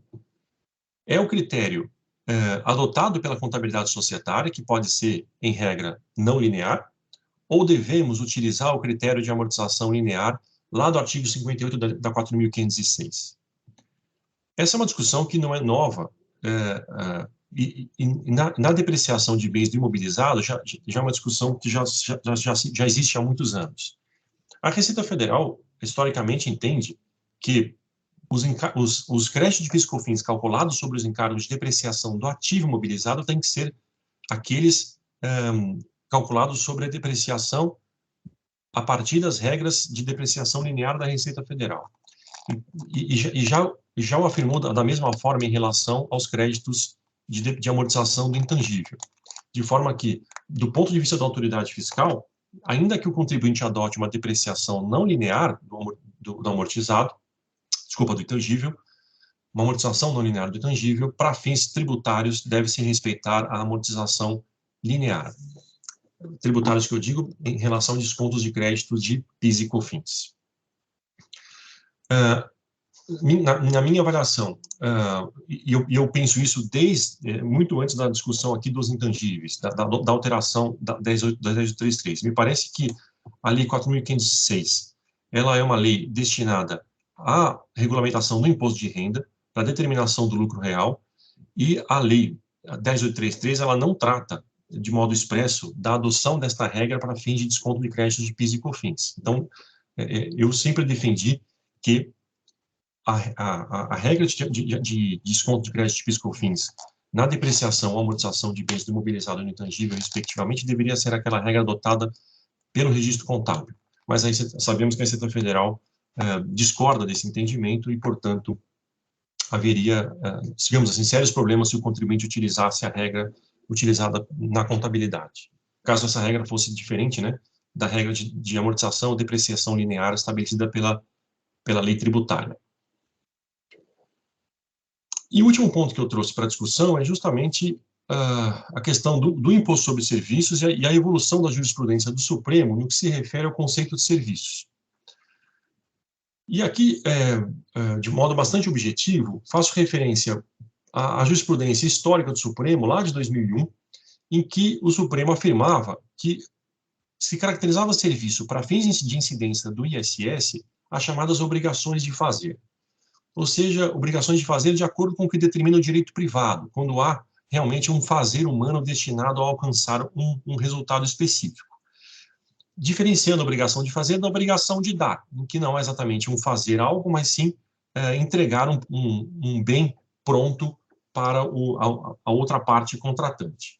E justamente daí que surgiu a súmula vinculante 31 do STF, segundo a qual é inconstitucional a incidência do ISS, ou seria inconstitucional a incidência do ISS, sobre operações de locação de bens móveis, porque isso seria uma obrigação de dar e não uma obrigação de fazer. Essa jurisprudência, ela se manteve, digamos assim, inalterada por um bom tempo, até que em 2016, quando o Supremo se debruçou sobre a tributação das atividades das operadoras de plano de saúde, revisitou essa premissa para afirmar que os serviços de qualquer natureza não são aqueles apenas adstritos às obrigações de fazer. Eles se referem também a quaisquer atos, atividades humanas que geram algum tipo de utilidade para o seu beneficiário. E o ministro relator desse recurso extraordinário, ele praticamente defendeu um retorno à residualidade do ISS. Ele chegou a afirmar o seguinte, quer dizer, a incidência do ISS deveria se dar como regra virtualmente sobre quaisquer atividades humanas, materiais ou imateriais, que gerem utilidades para terceiros e que não estejam sujeitas à incidência do ICMS. Então, havendo uma atividade humana não expressamente sujeita à incidência do ICMS, teríamos, então, a incidência do ISS.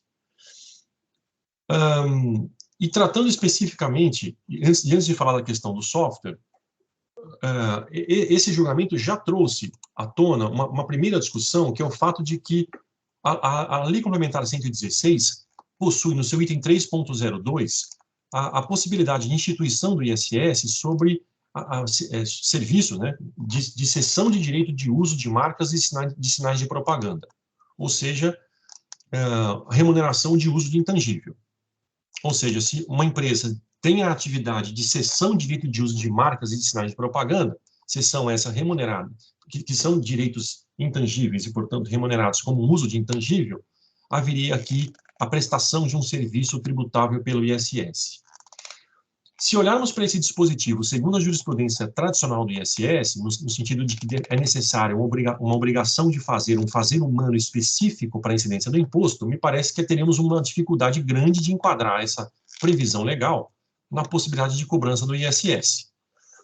No entanto, se tratarmos de uma forma mais abrangente, de que seria uma atividade ou qualquer trabalho ou esforço humano destinado a gerar uma utilidade, talvez a gente entre num campo cinzento aqui a respeito da possibilidade de incidência do ISS sobre essa suposta atividade humana que é ceder o direito de uso de marcas e sinais de propaganda.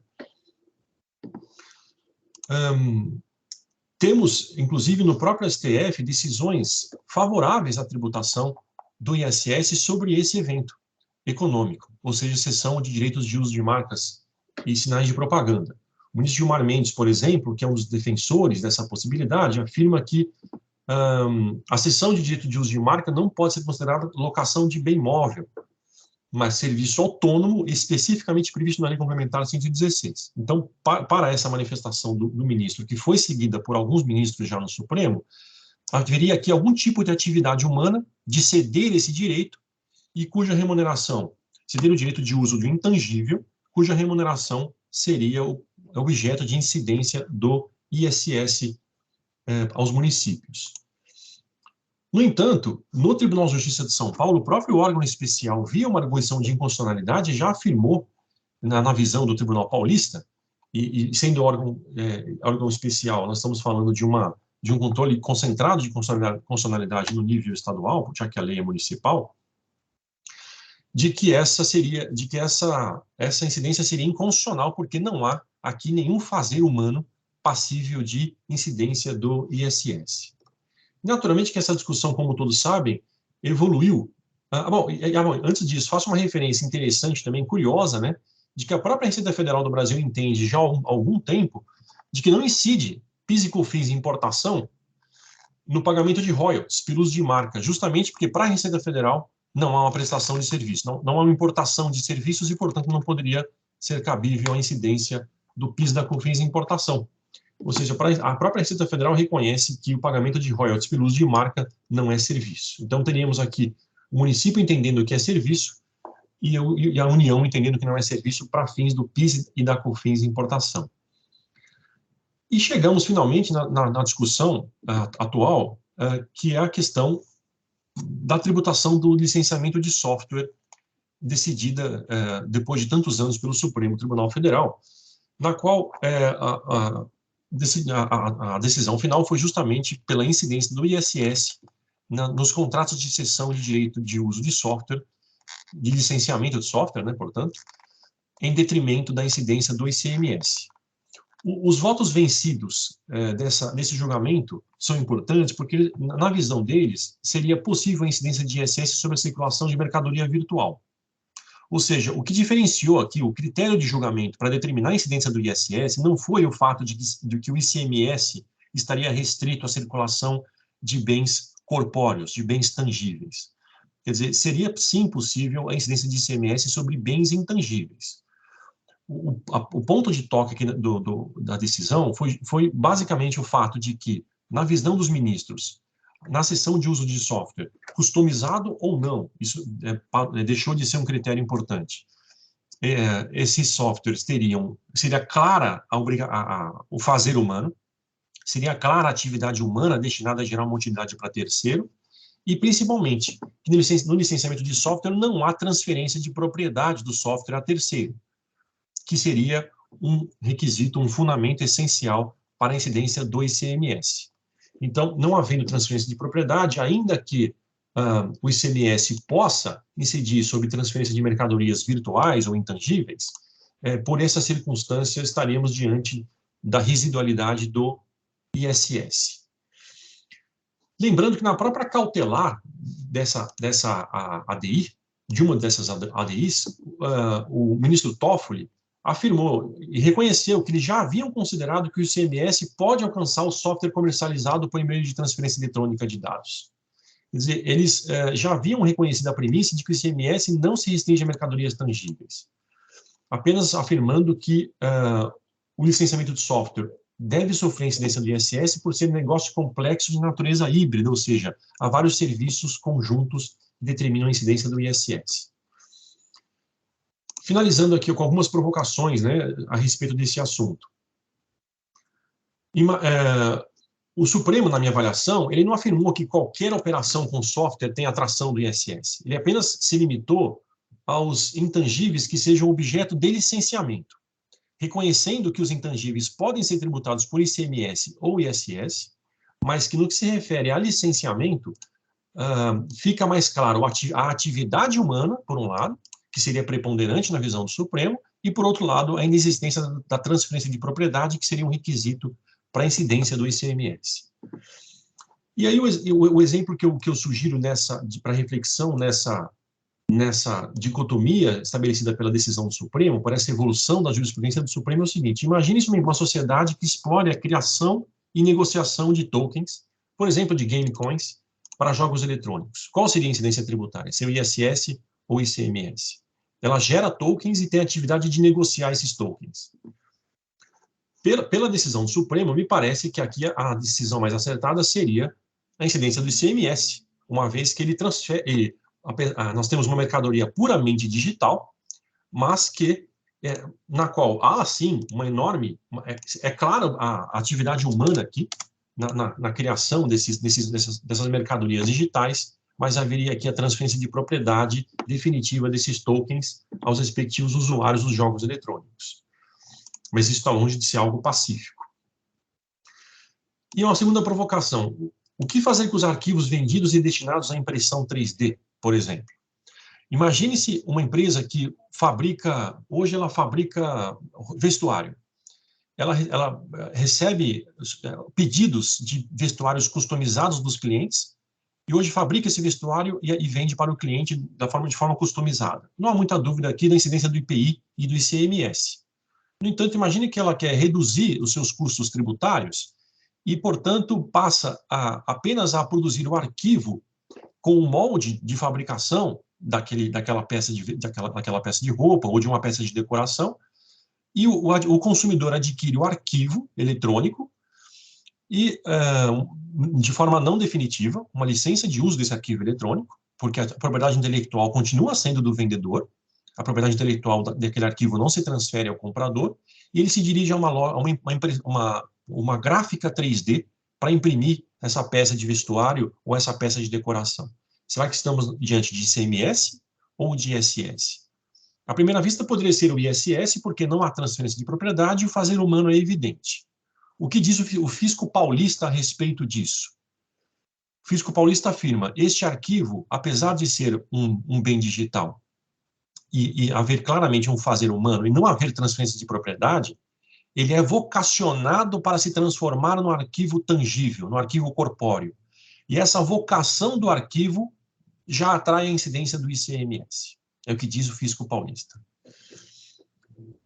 Bom, alternativas, né, em termos de reforma tributária, justamente para tentar alcançar os negócios realizados em ambientes virtuais, como o metaverso, como esses arquivos de impressão 3D, sobre empresas que dedicam à criação e comércio de intangíveis e uma série de outras possibilidades. A reforma infraconstitucional, ela enfrenta, na minha avaliação, um problema sério de cada vez maior intangibilização da economia. Então, ainda que a gente tentasse resolver isso no nível de reforma do ICMS, do PIS, da COFINS, do IPI e do ISS, acho que teríamos aí um desbalanço de federalismo fiscal, porque as bases tributáveis do ICMS me parece que estão erodindo paulatinamente, e do próprio IPI. E numa reforma constitucional de definição de novas competências tributárias, me parece que nós teríamos que revisitar o próprio federalismo brasileiro.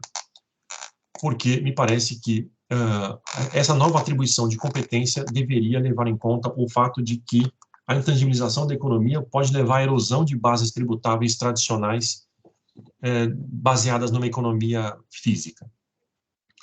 Lembrando que na própria Europa já se discute há um bom tempo o que fazer com o IVA europeu, baseado no princípio do destino, em operações com intangíveis que são realizadas, por exemplo, na nuvem, ou por meio de download, ou por meio de software as service, em que é cada vez mais difícil identificar a origem e o destino da transação, porque essas operações são transnacionais e muitas vezes não estão sujeitas a controle de autoridades centralizadoras, portanto, com a dificuldade de identificar a ocorrência, né, dos fatos geradores do IVA.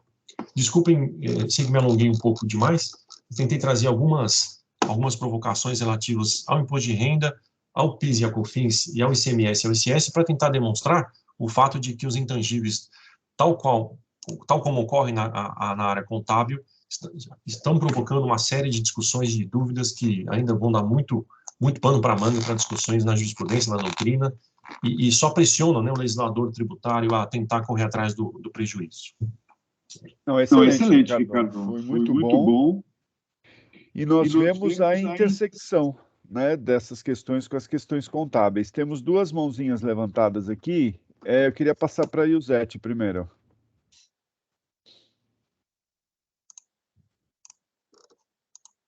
Yusete?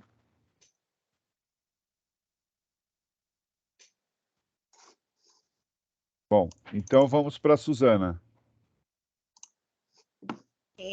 Eu gostaria de tirar umas dúvidas.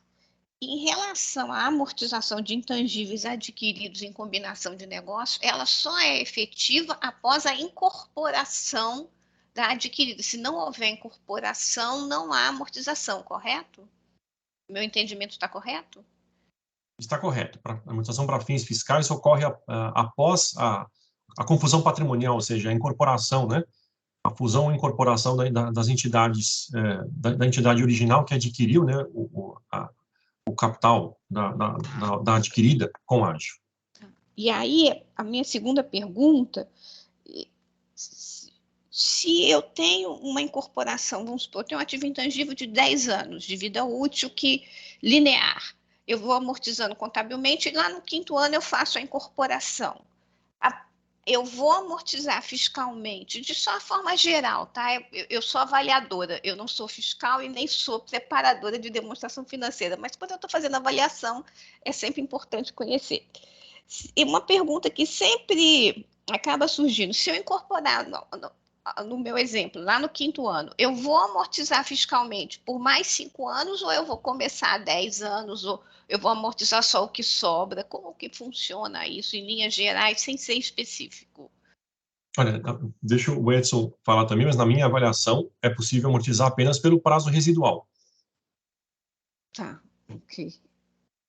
Entendi. E a minha última pergunta, são só essas 3. Você falou que na questão do crédito PIS e COFINS, e na minha experiência eu faço combinação de negócio todo mês, como avaliadora, essa discussão de PIS e COFINS eu ainda não ouvi de nenhum cliente. Não sei se eles têm ou se eles não têm. Eles não trouxeram para o meu trabalho de avaliadora considerar esse assunto. Mas me chamou a atenção que você disse que intangíveis que sejam destinados à área comercial não são dedutíveis à amortização. Então, marca, carteira de clientes, que são os grandes intangíveis normalmente obtidos em combinação de negócios, não seriam passíveis do crédito de PIS e COFINS em caso de amortização. Entendi corretamente? É isso, esse é o entendimento da Receita Federal. Tanto quando na legislação do PIS e da COFINS, os créditos sobre os insumos sobre o ativo imobilizado e o intangível, eles fazem referência expressa à utilização desses itens na industrialização ou na prestação de serviços. E aí, numa interpretação literal, a Receita Federal entende que a atividade comercial não teria direito a esses créditos, justamente porque os bens adquiridos para revenda, que caracterizam a atividade comercial, não se enquadram no conceito de insumo. Entendi. Essa é a questão. Mas o Ricardo colocou um ponto interessante, e aí juntando com a contabilidade, eu na verdade, reconheço intangível na contabilidade, intangível gerado internamente na contabilidade, eu tenho que reconhecer pelo custo. Sim. Então, o que eu gasto, é que normalmente o gasto é tão pequeno que isso já vai direto para a despesa. Mas se eu tiver algo material no desenvolvimento do meu intangível, e para isso eu vou. E esse intangível será utilizado dentro da minha cadeia produtiva, eu acho que os gastos, eu entendo, né, que os gastos para produzir esse intangível gerariam direito a crédito, porque indiretamente eles são insumos. Mas aí é tudo uma questão de prova, de vinculação e tudo mais. Né? Perfeito, concordo, Edson. Acho que... E a própria Receita agora, no parecer normativo número 5, concorda também com essa visão. Paula. Bom dia a todos, bom dia Edson, bom dia Ricardo. Oi. Primeiro eu queria parabenizar a exposição do Ricardo, gostei muito, achei extremamente interessante, mas eu estou com algumas questões aqui que eu queria perguntar se vocês conhecem jurisprudência relacionada ao tema. Porque eu vi que você citou por diversas vezes jurisprudência, a posição da Receita Federal, PGFN, etc., mas eu fiquei com algumas dúvidas, né? Em primeiro lugar, do ponto de vista prático, obviamente, sempre recebemos esse tipo de dúvida.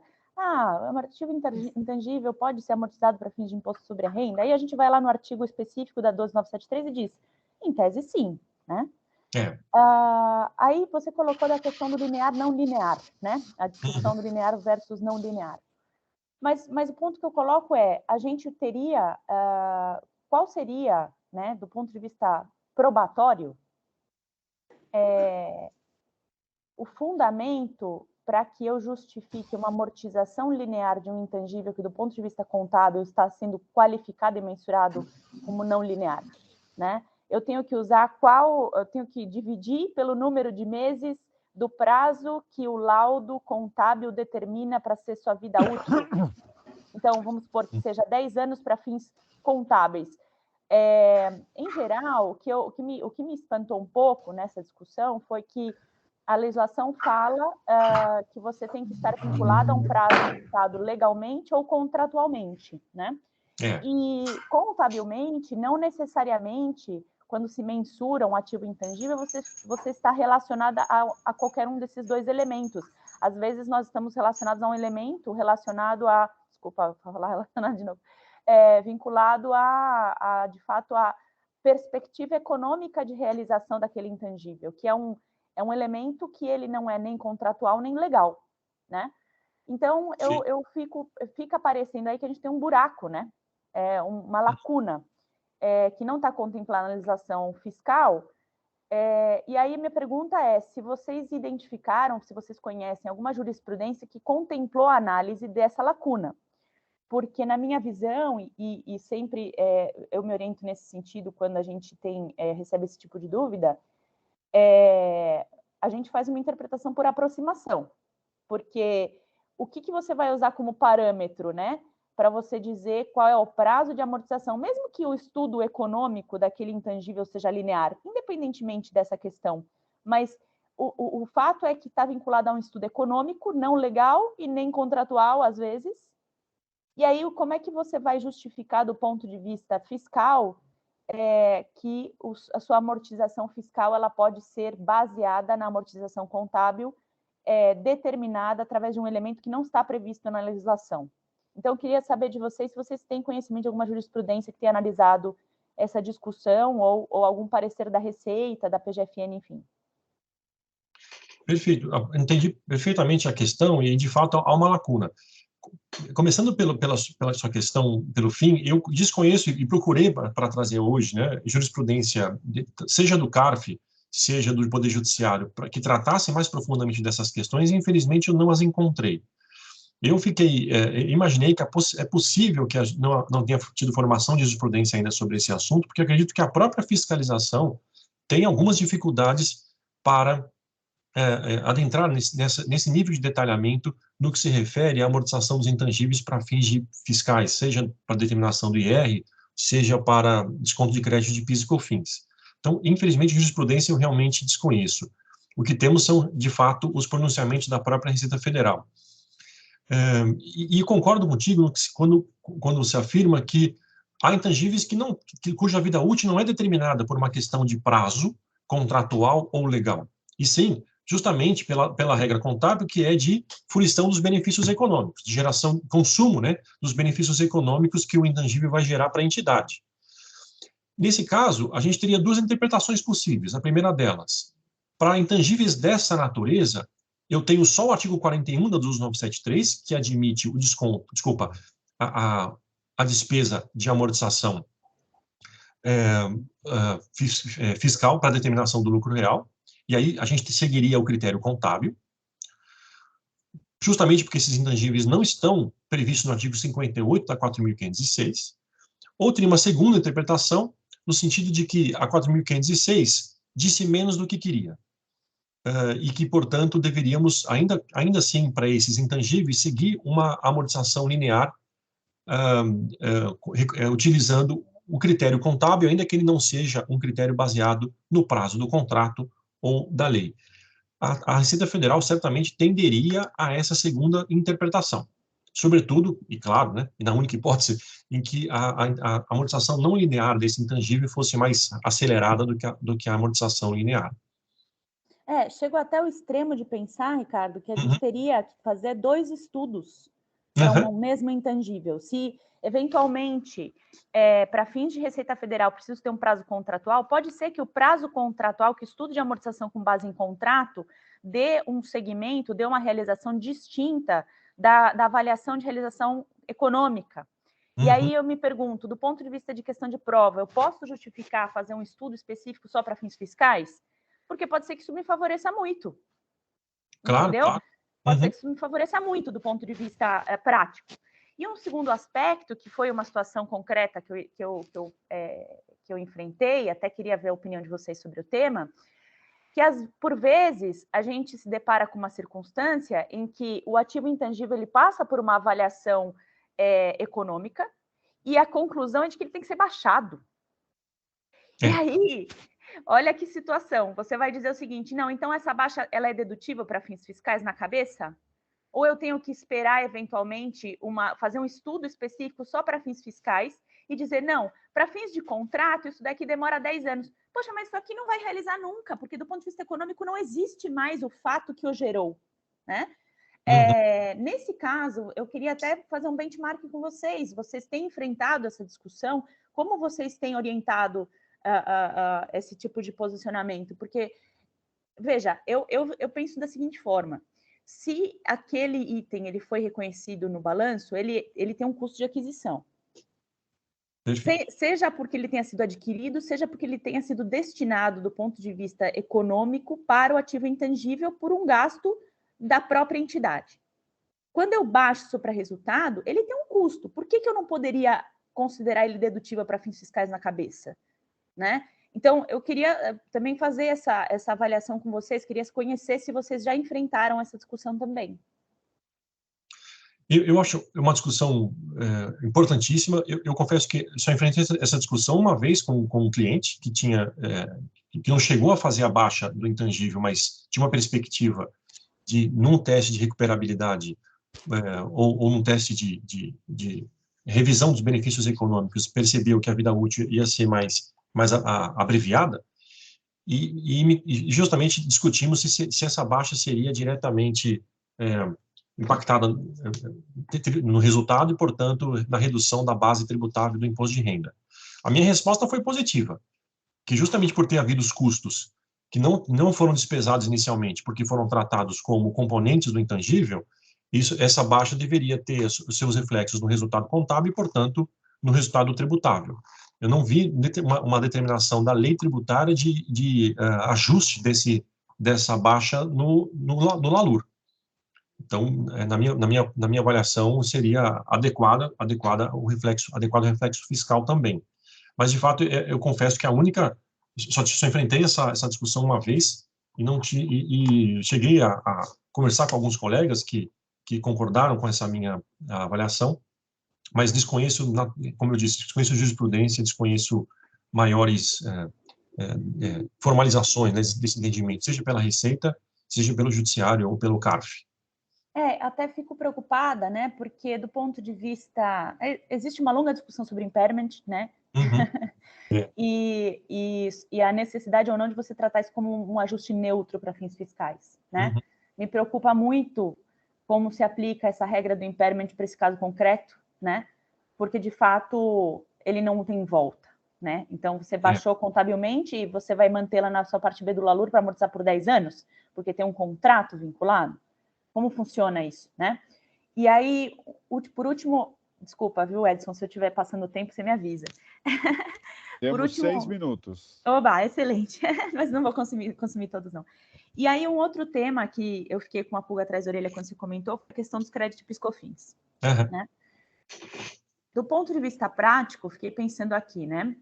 Quando você tem uma amortização para fins contábeis sobre intangíveis,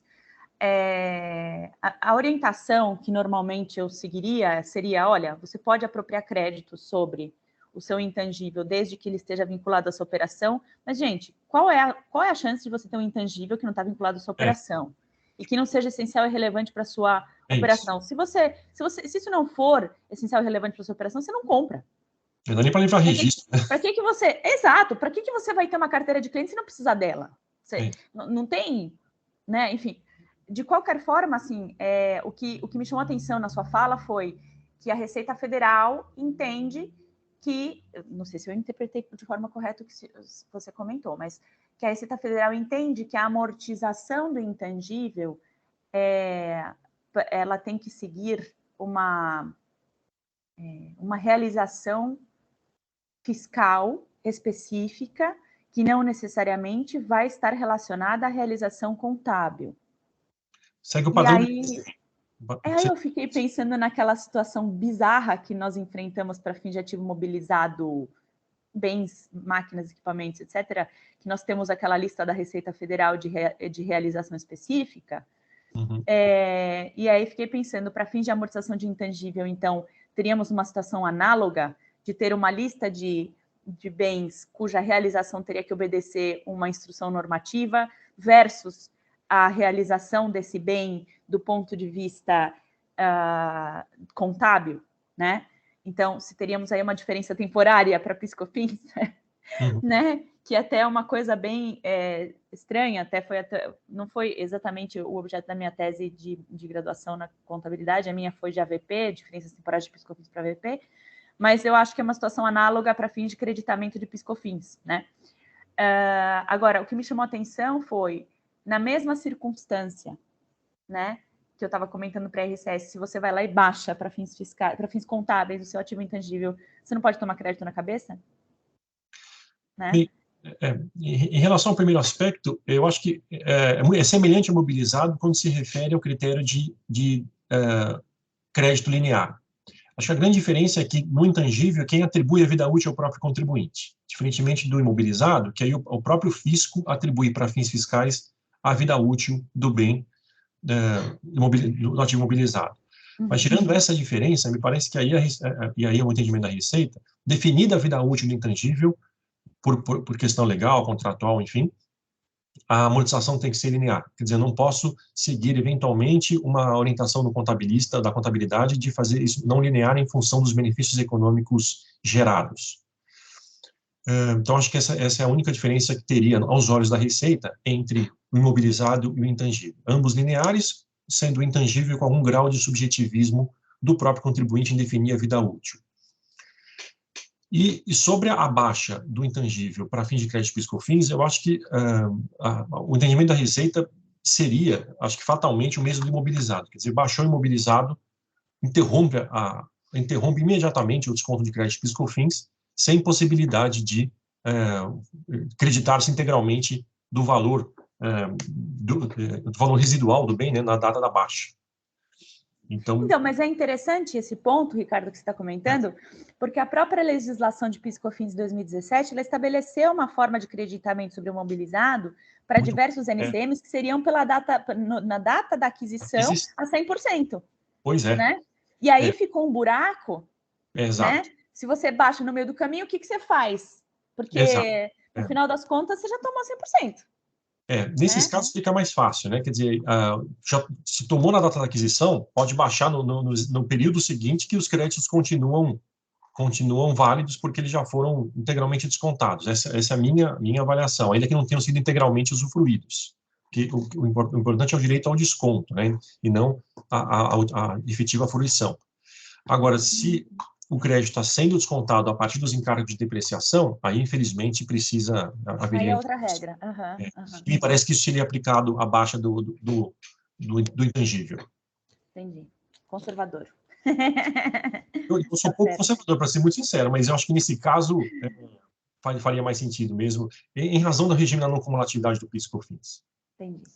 Obrigada, viu? Desculpa o aluguel. Bom, muito bem. Ricardo, eu quero só te passar uma última pergunta que foi feita aqui no chat pela nossa amiga Ana Paula Haskell, que está sempre aqui conosco, que é a questão seguinte: a decisão do STF falando que software é serviço, muda lucro presumido? Eu passo a usar 32 ou eu posso continuar usando 8? Porque, inclusive, ela põe uma solução de consulta nesse sentido. A Receita continua considerando como 8, né? E não como... Não chegou a passar 32, né? Até onde eu acompanhei o assunto, né? O nosso amigo Leonardo de Castro até escreveu um artigo no Valor Econômico dizendo que, para ele, para fins de imposto de renda, não deveria continuar sendo 8, ainda que para fins de ISS isso seja serviço. Usou alguns argumentos que eu achei sedutores, mas eu confesso que não cheguei a concordar com eles. Eu acho que se a atividade da empresa não é com software em geral, é de licenciamento de software, me parece que o Supremo, ao afirmar que isso atrai a incidência do ISS, de fato afirmou que isso é prestação de serviços, porque eu acho que é inexorável dizer isso. Então, acho que para essa atividade específica, na minha avaliação, o percentual de presunção do presumido deveria ser 32%. Agora, naturalmente, a atividade sendo mista, ou não sendo exatamente licenciamento de uso de software, aí acho que a gente pode sim discutir o 8%, porque o Supremo ele deixou uma janela super aberta no que se refere a transações com bens digitais. Ele está restrito ao licenciamento de uso de software. Ele praticamente diz o seguinte: olha, bem digital, ele pode ser objeto de operações tributadas pelo ICMS ou pelo ISS. Eu não estou restringindo bens digitais ao ISS. No final das contas, o critério distintivo, tentando ler todos os votos, né, e tantos argumentos diferentes, no licenciamento não tem transferência de propriedade. E praticamente, na minha opinião, esse é o critério distintivo que sobrou entre ICMS e ISS em transações com bens digitais. Voltamos quase ao software de prateleira, né? Porque no software de prateleira você tem a transferência de propriedade. Do suporte físico, né? É isso. Quer dizer, demos toda a volta para chegar lá de novo. Enfim, a discussão foi muito boa. Eu acho que podemos até deixar, como sempre, uma indicação para uma segunda rodada aqui, que é um assunto que vai crescer, né? O intangível vai... não vai, talvez não seja o novo diferido, mas talvez seja o novo estoque, né? Porque nós vamos operar mais com isso, seja como serviço, seja como mercadoria. Então, eu agradeço o Ricardo Castanha pelas colocações, o Rudá, mais uma vez aqui conosco, agradeço todo mundo que participou aqui e nos vemos no próximo mês. Informações lá no gdec.com.br. Gente, muito obrigado e bom fim de semana. Obrigado, Edson, pelo convite. Obrigado a todos. Obrigada. Bom final de semana. Obrigada. Bom final de semana para vocês.